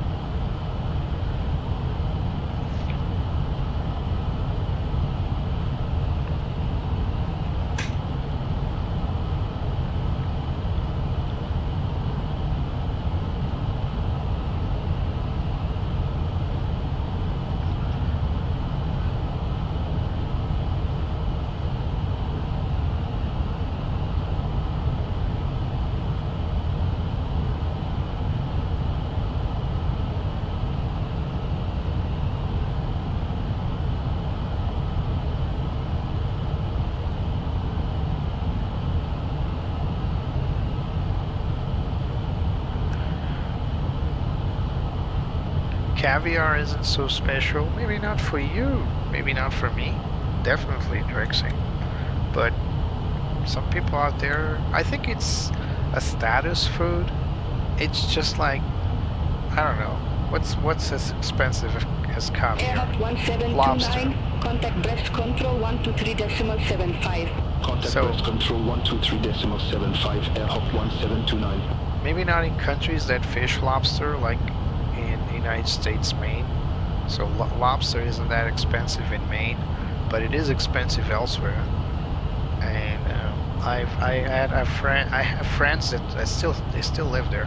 I have friends that lived in Cape Verde in Africa, and I mean the lobster is cheap, and yeah, they like it. It's not like they want to eat lobster every day just because it's cheap.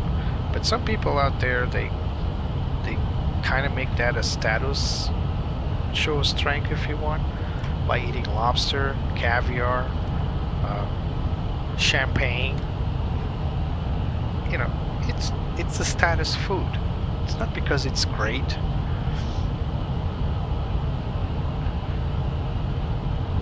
Foie gras, the same thing. It's expensive. It's not as expensive caviar or lobster, but it is not cheap. If you ask me, I would rather get pate. Pate is good. Pate is good. It's not as expensive as foie gras. It's good. It's all right. But you won't see a rich guy. 88 Zulu Bravo, contact border control 125.6, good day. Eating pate on toast. 125.6, easy 83 Zulu Bravo, good day. You know what's expensive and I really like it?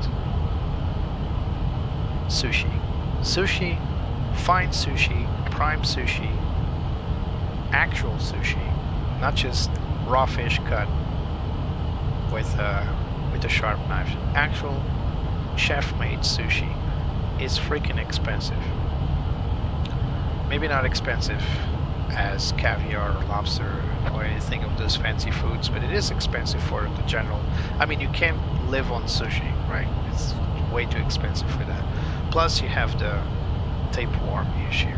If you eat too much sushi, your chances of getting tapeworm rising every day. But sushi is something I mean, if you tell me you got an important business meeting and you're receiving someone important that may or may not do business with you, where would you take that person? I would take him out to sushi. I've done that. I've done that. I'm actually taking some business partners to sushi, and you can't go wrong with sushi unless, of course, the person doesn't like raw fish. But even then, there are types of sushi that are grilled or braised, brazier. I don't know how you spell it. So there are types of sushi that aren't actually raw. So it is possible to get sushi without it being raw. But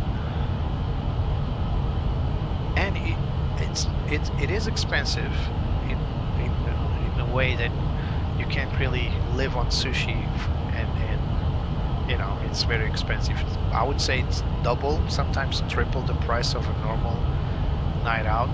So that's the only fancy food I would live on if I was. I don't want to be rich, but I mean, if I had the money to spend, sushi would be it. I was just looking at these buttons here on my yoke. They don't work because I really like to have the chrono function available, because I completely forgot to release the chrono for the flight, and now I don't know how much time we're flying, for how long have we been flying, and so we are 5 minutes out of top of descent.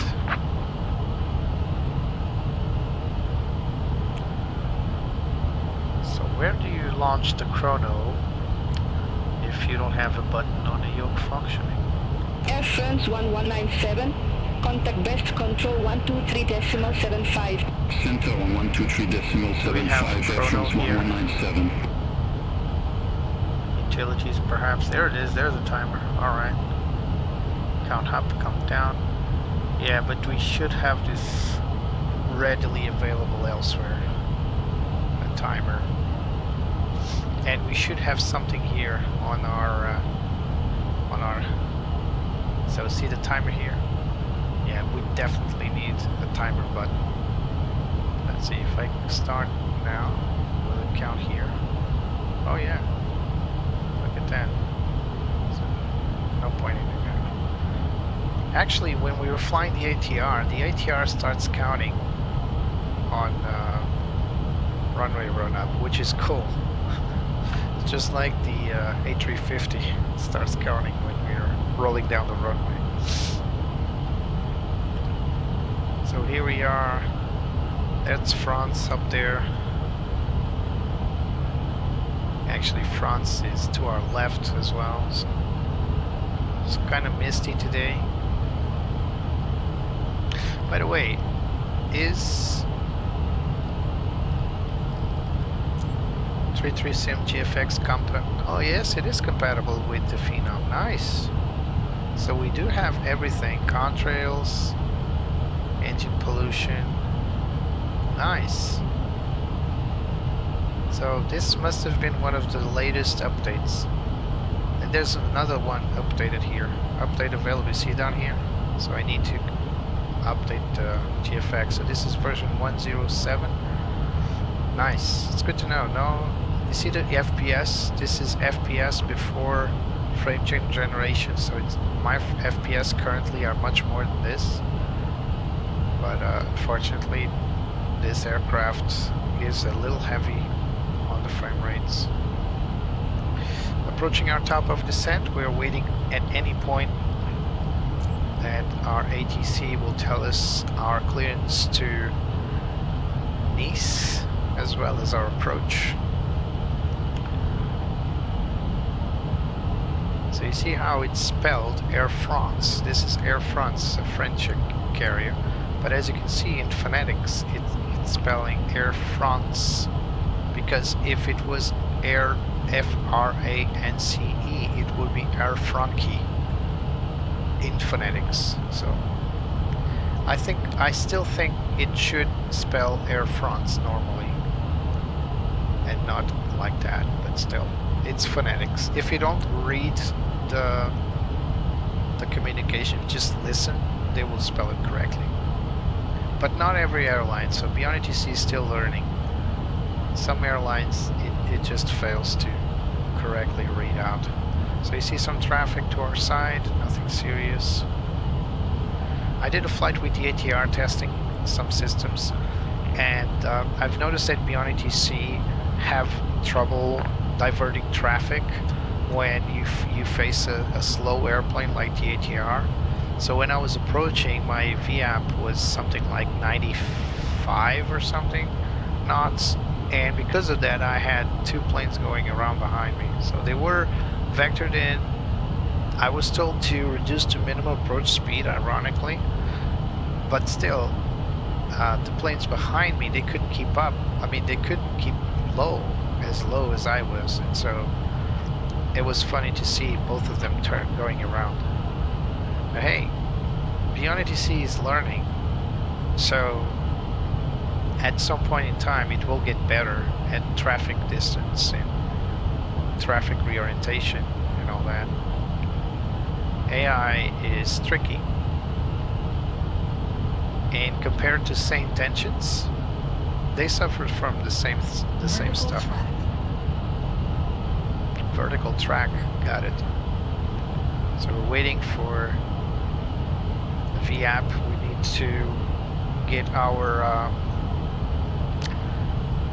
descent clearance anytime now. Oh. Sepia Center, Masterjet 2 Foxtrot Tango, flight level 430. Masterjet 2 Foxtrot Tango, clear the Black 8 Romeo arrival runway 04 left. So Clear the Black 8 Romeo arrival, runway 04 left, Masterjet 2 we should Foxtrot have Tango. gone to the other station, by the way. Masterjet 2 Foxtrot Tango, So there it contact is. Marseille Control So we are 124.5 expecting 04 Lima Contact Marseille Control 124.5, Masterjet 2 Foxtrot via Tango. Ablac 8 Romeo. Marseille Control, Masterjet 2 Foxtrot Now we Tango, just need to flight descend. level 430. Masterjet 2 Foxtrot Tango, Marseille Control, identified.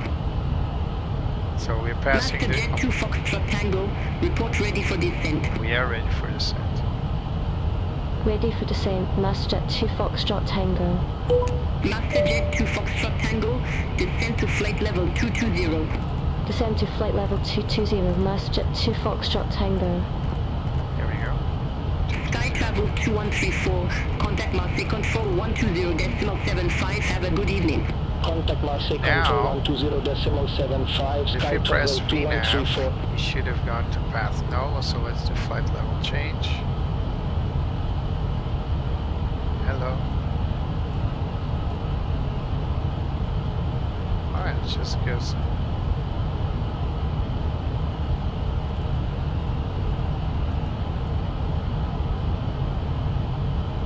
Just follow the VNAV path and then engage VNAV again.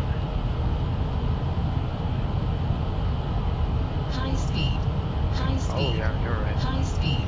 High speed. I keep forgetting this plane doesn't have auto throttle. My bad.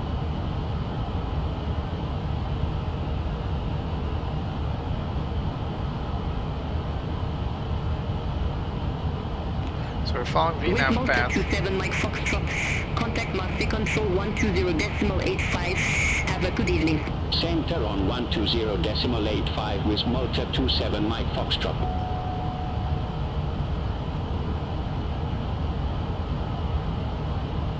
Feel low pressure.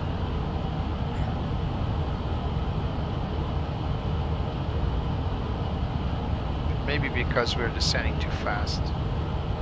So I'm pretty sure these engines are fed by inertial feeders. Good day. Contact So the Marseille pumps control should have kicked in, 120.85, but Beaufort 19 Alpha Golf, good day. it's alright.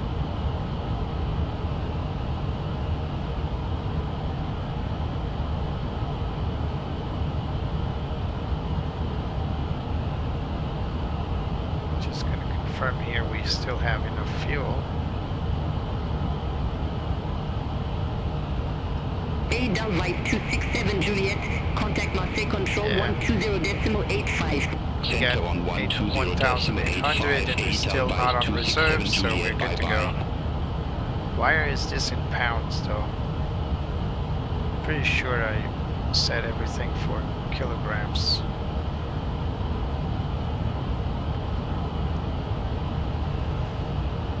Magnetic, nautical, feet per minute. Celsius. Yeah, fuel is only set on pounds. There's no option to put it in kilograms. Alright. No biggie. Fueling 5 Charlie Foxtrot. Back to map. And back to charts.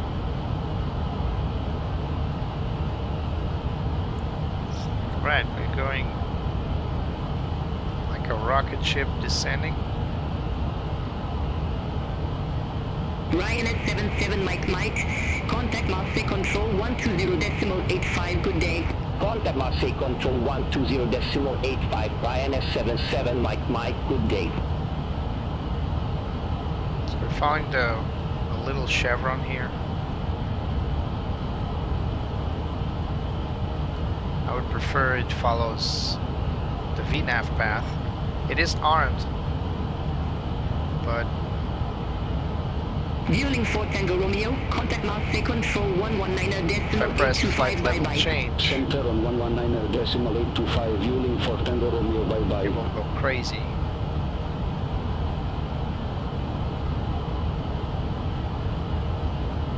Even with the throttles idle, I can't really follow this. Here we go, let's see if it recovers.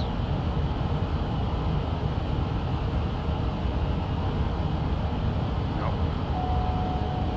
Yeah, there it is, feel low pressure again. So. Alright, seems to be recovering. It's on VNAV path, nice. Alright, so we're following VNAV now. That's what we wanted.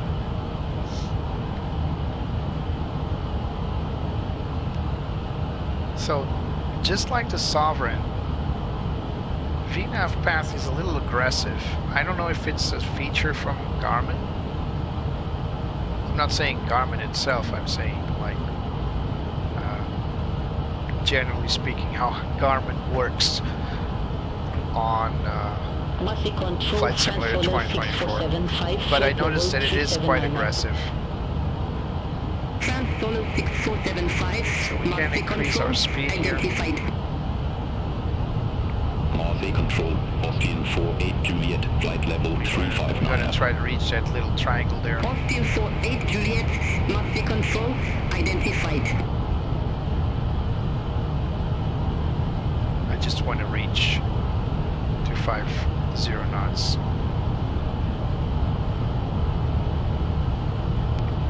Gonna track IR back. Marseille Control, Wizard 4406, flight level 359 up. To 50 Wizard knots. 4406, Massey Control, identified.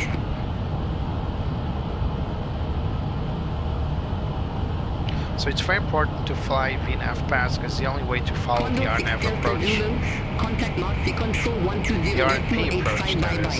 Center on 120.85, Hondo 6 Delta Airplane. Zulu. Passing over us. I was looking at it right here and right here. There it is. So now I'm going to set this to terrain.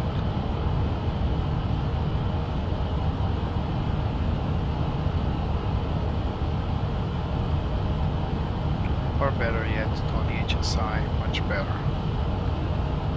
Massey Control, Iberia 0621, passing flight level 206, descending to flight level 070. Iberia 0621, Massey Control, identified.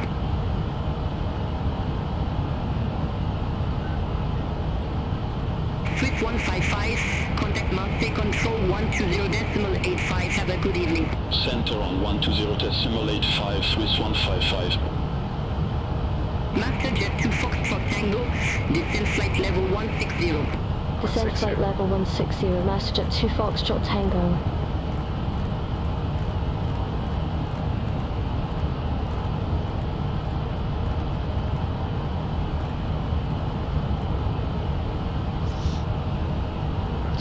Set. By the way, I'm setting it up here. Alright.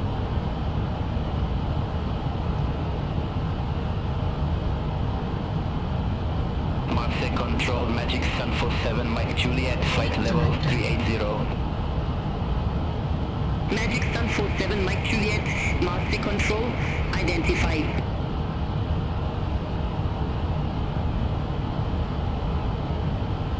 Ryanair 39 Victor Victor, contact Massey Control 120.85. Center on 120.85, Ryanair 39 Victor Victor. So, there's something fishy here.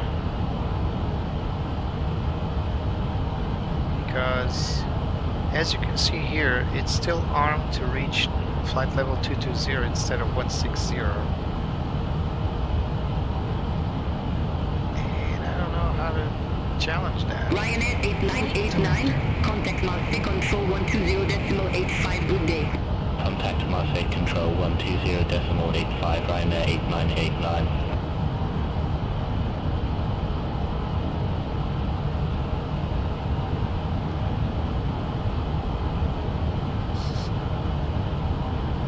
No button here.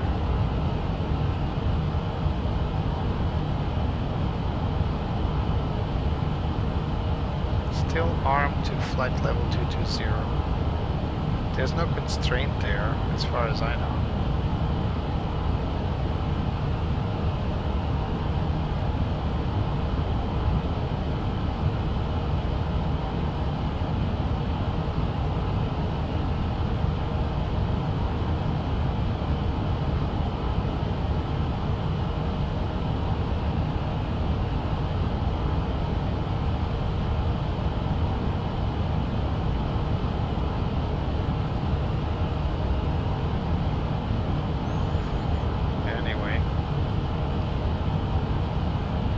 Master Jet 2 Foxtrot Tango, descend via star to flight level 080. Descend via star to flight level 080, Master Jet 2 Foxtrot Tango. So we're clear for the star approach 080. Condor 8 Zulu Victor Heavy, contact Marseille Control 120.85, have a good evening. Contact Marseille Control 120.85, Condor 8 Zulu Victor Heavy. So I want to descend a little faster.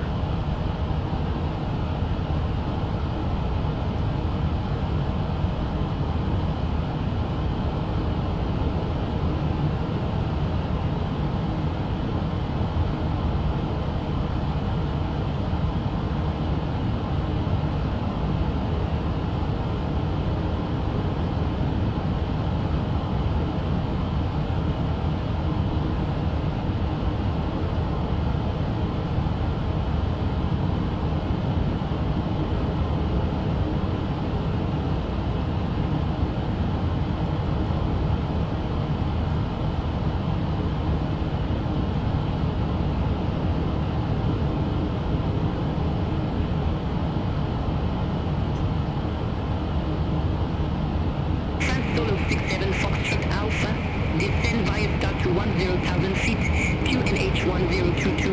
Descend via start to 10,000 feet, QNH 1022, France Solo 67 Foxtrot Alpha. Out of Nice VOR, we should fly to MN 261.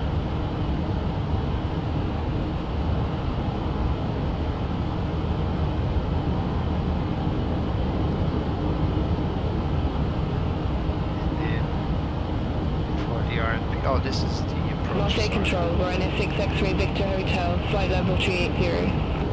Yeah, alright, so after a beep at Amphil we should be at flight level 160, so we're already below altitude, stand by. Let's go to 160.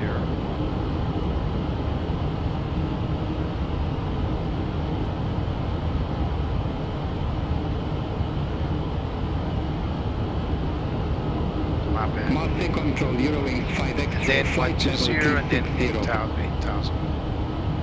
Eurowings 5X-ray Marseille Control, identified.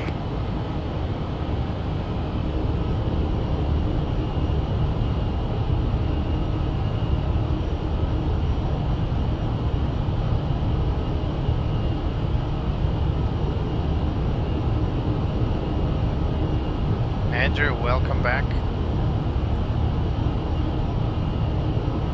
Beautiful scenery from southern France.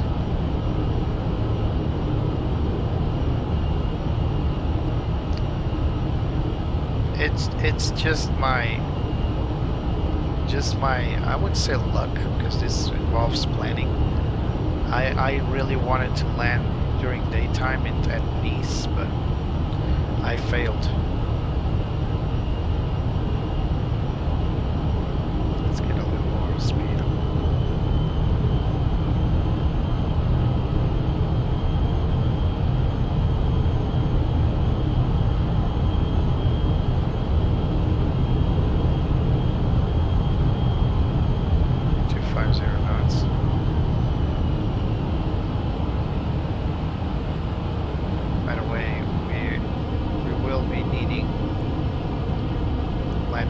After we go below 10,000. It's not going to happen. Alpine 47 Echo Whiskey, cleared Puenza 5 Victor arrival, runway 06. Cleared Puenza 5 Victor arrival, runway 06, Alpine 47 Echo Track Whiskey. IR died at the wrong time. Let's Vertical track. There we go, vertical track is coming back.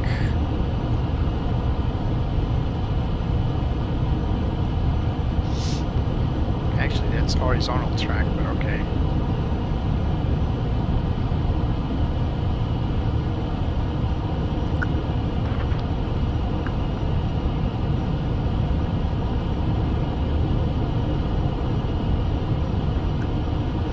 I'm going to turn on track IR while we're at it.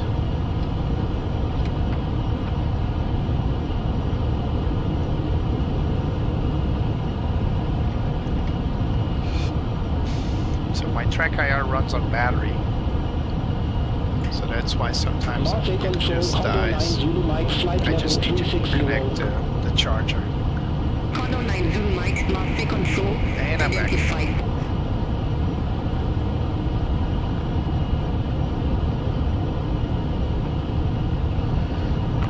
Alright, let me sit back correctly. Here we go. There's vertical track. Let's re-engage VNAV. Oh, there's already a VNAV path. Nice. So now we're descending correctly back on track. This is very important for any RNP approach.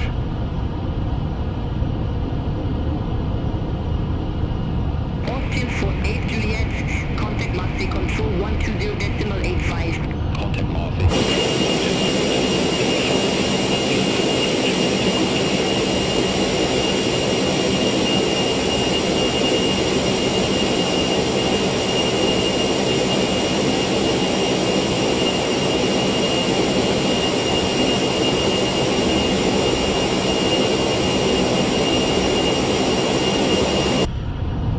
See, I don't like to do that. The reason being is that it will mess my my logs. It will mess my logs whenever I do that. So Contact Lease approach 120.655. Contact Lease approach 120.655, Masterjet 2 Foxtrot Tango. There goes. Lease approach, Masterjet 2 Foxtrot Tango. Good evening, passing flight level 139 and descending to flight level 080 with information now. Masterjet 2 Foxtrot Tango Nice approach. QNH 1020, expect the IL as Zulu approach, runway 04 left. ILS. QNH 1020, expect the ILS Zulu approach runway 04 left with a must transition. Masterjet 2 Foxtrot Tango. What? Hold on a second. There's no ILS for 04 Lima. What?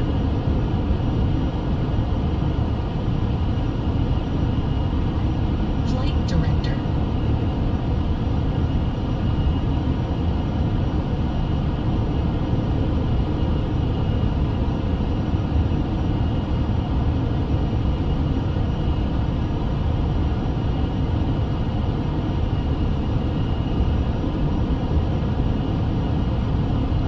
That's crazy. So none of this will be working.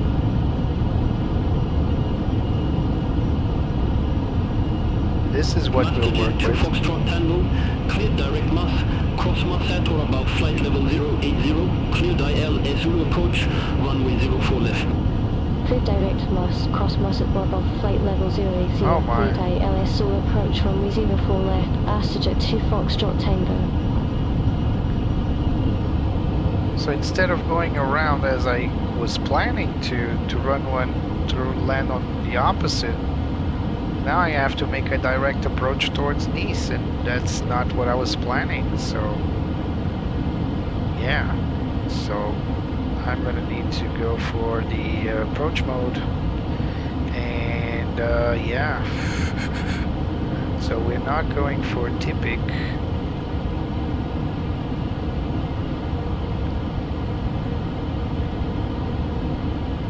So let's go direct to Lempo.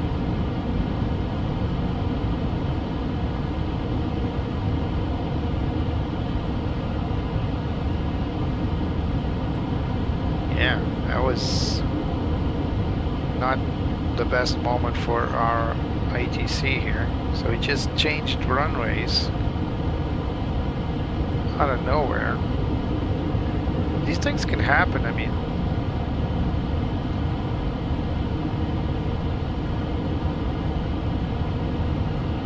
Gave us direct to Moose. Where is Moose, by the way? Just want to be sure. I think I just cut the corners here. Yeah, we are supposed to go down here, but hey, as long as we can intercept it, we'll be fine.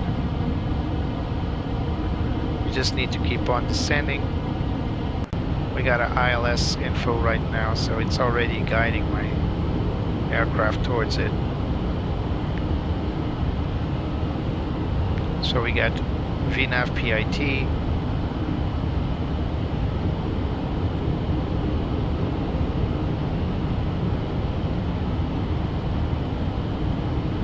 right on the money. So not as bad as it could be. 1,000 to go. We'll keep on descending. We are cleared for descending, so we're going for the... Oh my god, I need to look at the charts, but let's not do that right now. Need to go 4,000 feet.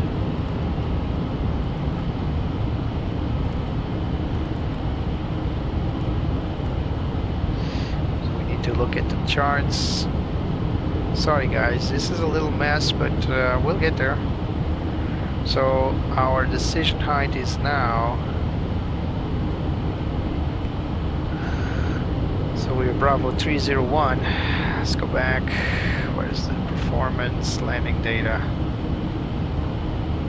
Runway 04. It did change. Hopefully, yes, it did. Weather is a... Well, we cannot insert that right now. Flap speeds, speed bugs. We're going for all on VAMP. Yeah. Should be good now.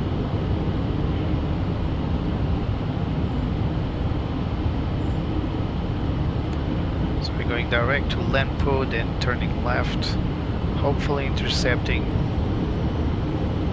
ILS.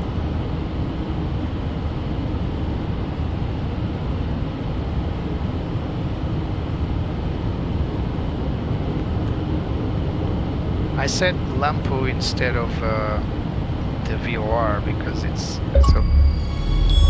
my kid's playing Xbox again, don't mind that. Apparently just mine uranium, whatever that means. There's a runway. So let me just confirm we are going for 04 Lima. Yep. I'm so freaking upset when these things happen, but hey, at least we're getting there.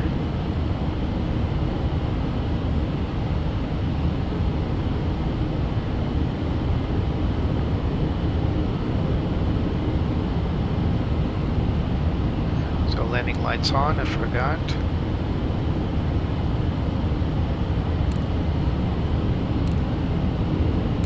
There it is. This time I got it right. Let's look at the plane from the outside. Beautiful approach to Nice. Beautiful Côte d'Azur, southern France. There's our airport right there. Hopefully that's where we'll land. We got localizer and glide slope info. I'm gonna activate approach mode. It's armed.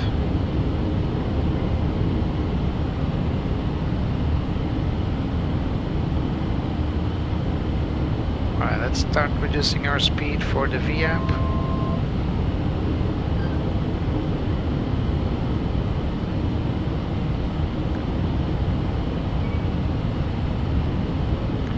So as you may understand, this plane is built like a rocket ship.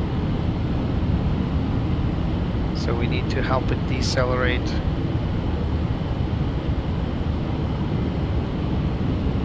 Oops.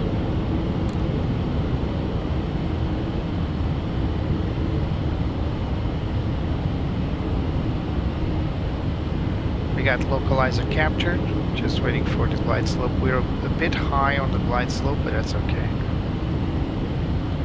Altimeter setting. Oh, you're right. It's 10. Oh my god. We forgot the transition. Altimeter setting.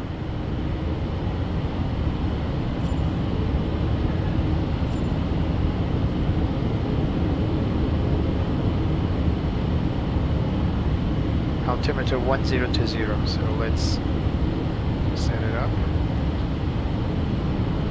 1020. Yes, I know, disagree. You should do your own thing, Betsy. Come on. Alright. Flaps 1. We are established. Masterjet 2 Foxtrot Tango on final approach 04 left. Master Jet 2 Foxtrot Tango, roger. So we need to descend, autopilot off. We need to descend a little bit more.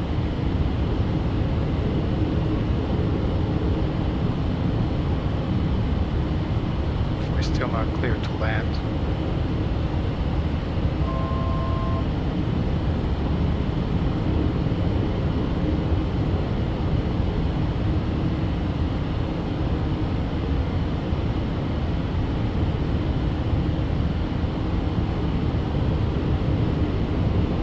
The problem with the glide slope is that we were approaching from above. High speed, high speed, high speed, high speed, high speed, high speed, high speed. Alright, you wanna play rough? Let's play rough.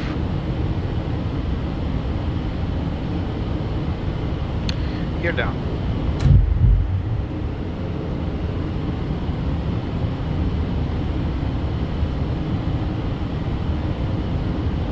So like I was saying, I intercepted or tried to intercept glide slope from above, and from that point on it's very hard for the plane to catch up. So you either go manual and you exceed speeds a little bit, but you can't manage to capture it, or you're gonna have a hard time.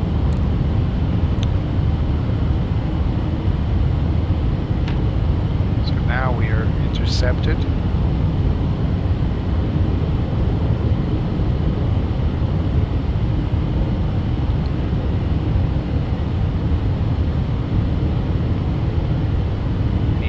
Our speed, still not clear to land.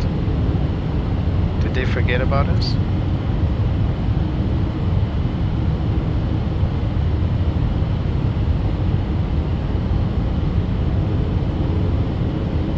I think they forgot about us. We're still gonna land though. Flaps 2.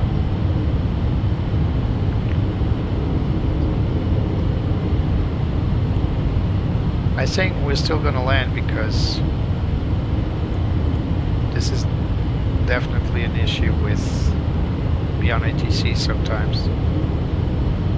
We got the runway inside, there's no traffic that we can perceive, so we are continuing our approach and we will land. Flaps full. Alright, we're fully committed. Our VAP is 130, we're kind of below that, so let's add a little power.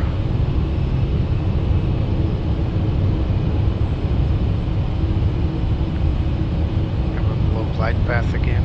Approaching 0-4 left. Confirm. Oh! Bird strike!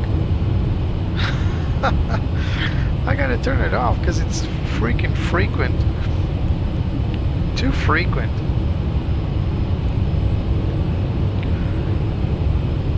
Look at that. Chicken to the window.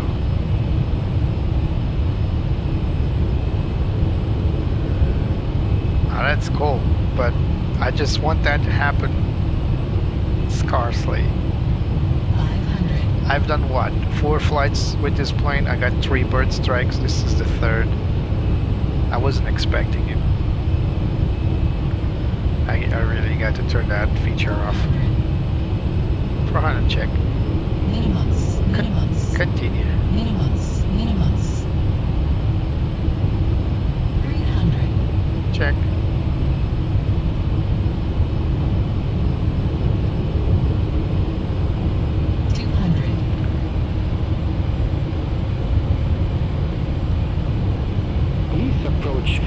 Jet 598, passing flight level 105, descending to flight level 080 with information level. Vista Jet 59, enemy's approach, QNH 1020, expect the IL as Zulu approach runway 04 left with the And Mach we're down. QNH 1020, expect the IL as Zulu approach runway 04 left with the Mach transition, Vista Jet 598.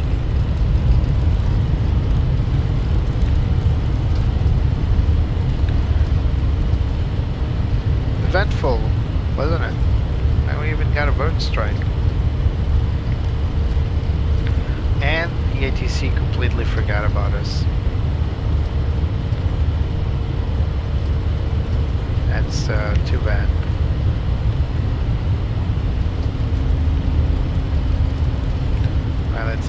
right here.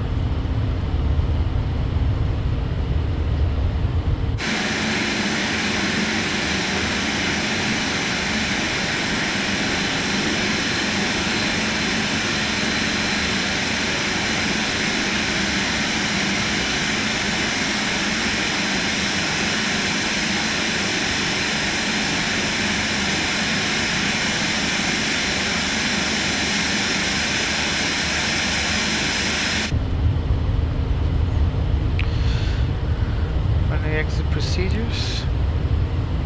Yeah, this light here is a bit finicky. Let's call it in. So GSX just forgot about us. We are going for parking 1 Charlie. And let's call it in.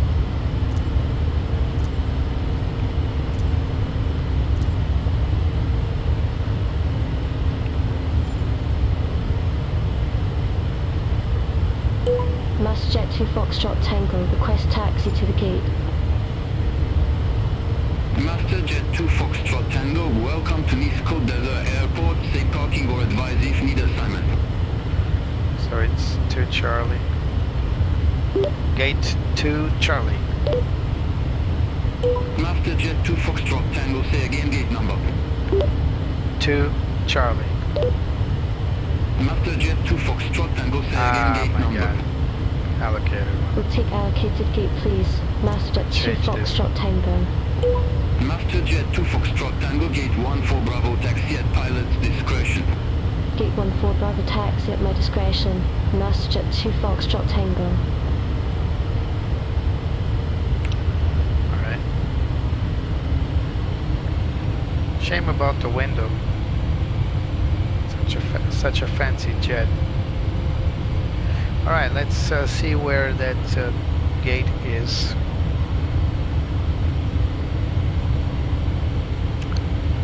So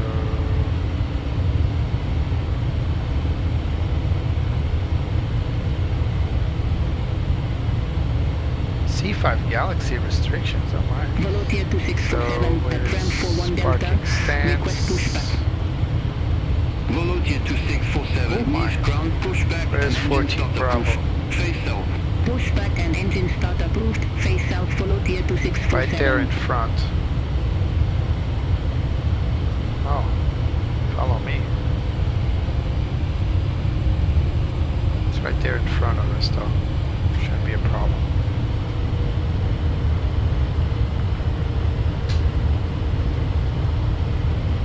It's gonna park us right next to Airbuses?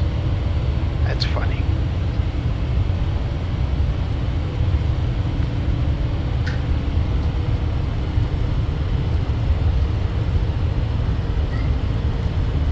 I didn't ask for that follow me car still.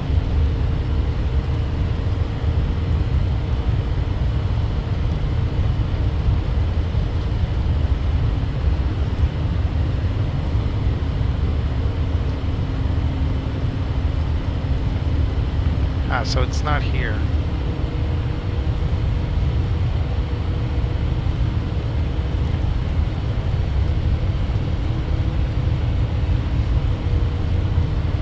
Let's go for the tail. Volunteer 2647. Request taxi to the active. Volunteer 2647, taxi holding point runway 04 at pilot's discretion. That's 14 Bravo. Point runway 04 right, my discretion. Volunteer 2647.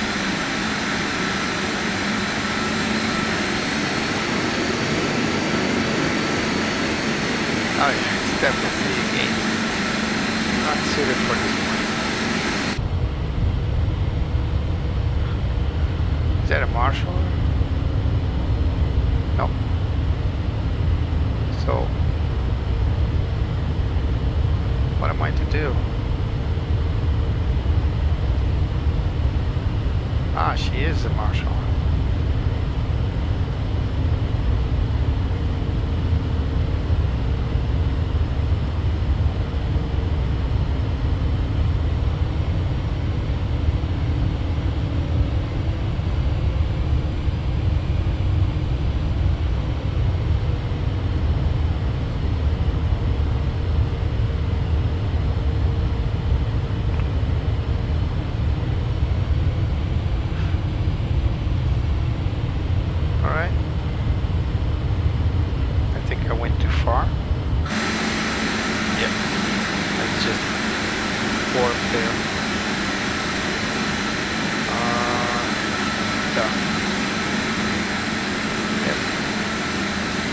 really funky parking, but hey.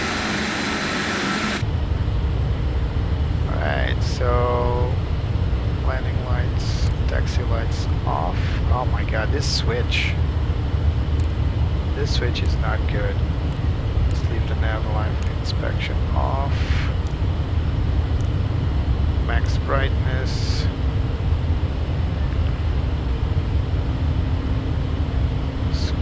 Flaps up. Let's connect the ground. Not the pitot covers. Volocate to 647, cross runway 04 left, taxi to holding point runway 04 right via.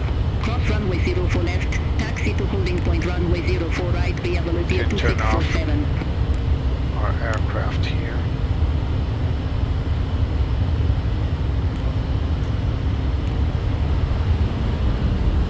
Parking brake on. And look at that, what a shame.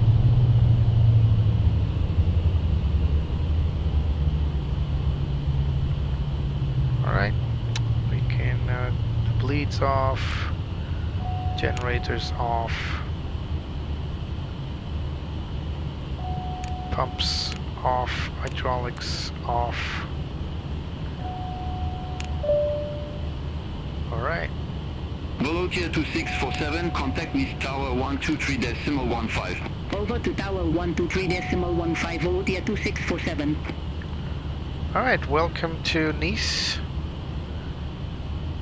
Let's see how we did. So 56, not bad. But everybody, oh, now the air conditioning's off, on. Alright, I need to read about that. So the air conditioning is on now. So we got, at least we got half percentage of passenger satisfaction. I didn't read the PAs though. So let's clean the cabin. And let's get these guys out of here because I had enough of them.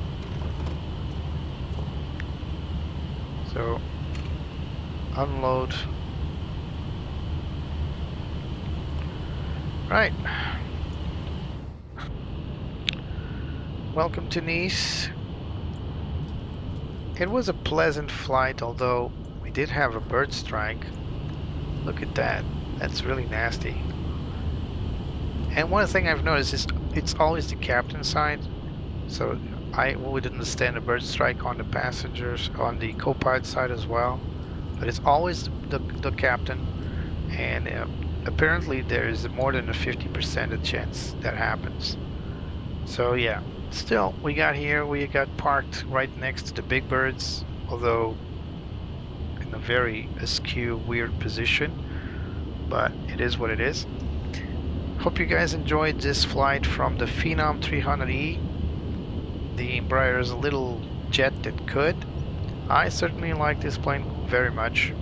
It's right up there with the Sovereign, with the Citation Sovereign I flew in the last flight. I like this one as well. They're both in equal in my liking.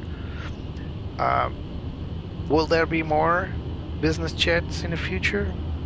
We'll see. We'll see. There are a few more coming up. There's one Falcon 50 that I really wanted to see, but if it's too old of a plane in terms of avionics, then I think I'll skip it. But I've been looking at other jets that are either out there or incoming. One of them is also the what's it called, the Citation X, already released. So we'll see. I'm kind of enjoying this new vibe with the business jets.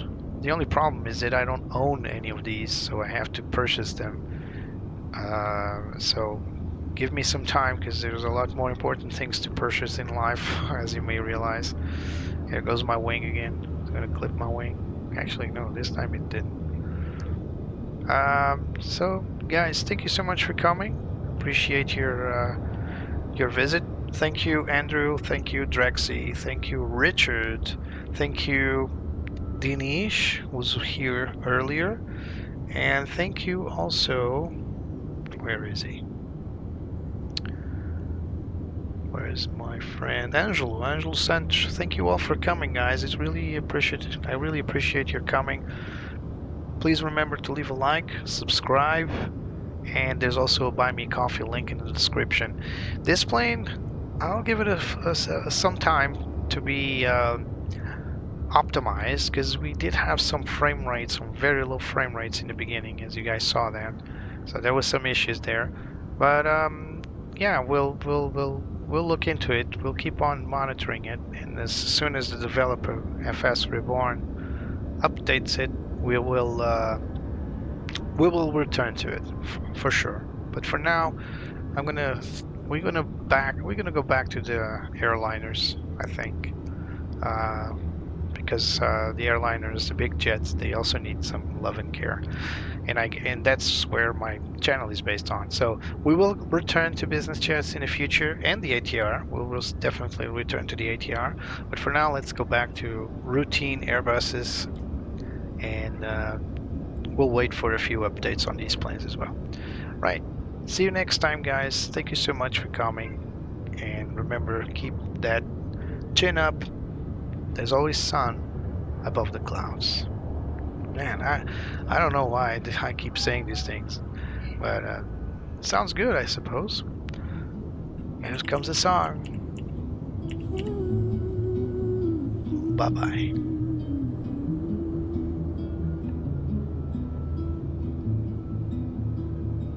I love to fly up in the sky. Through the clouds I reach so high, climbing up to touch the light. Adventure calls me day and night. The wind, it sings a melody, guiding where I long to be.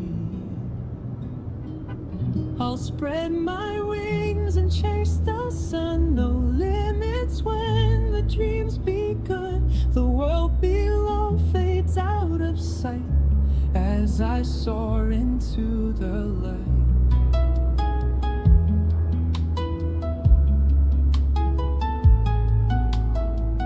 The stars above begin to shine, painting trails so bright and fine. Every turn brings something new, endless skies in brilliant blue. The wind, it sings a melody, guiding where I long to be. I'll spread my wings and chase the sun. No limits when the dream's begun. The world below fades out of sight as I soar into the light.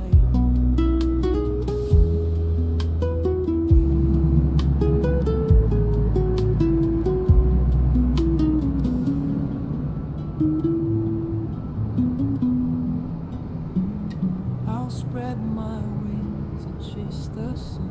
No limits when the drums begun.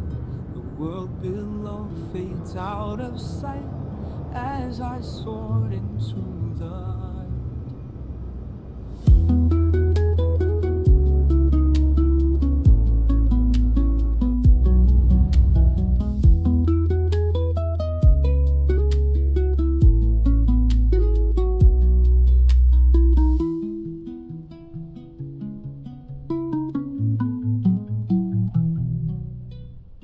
Vista Jet 598, ramp 1 Bravo, taxi at pilot's discretion. Ramp 1 Bravo, taxi at my discretion, Vista Jet 598.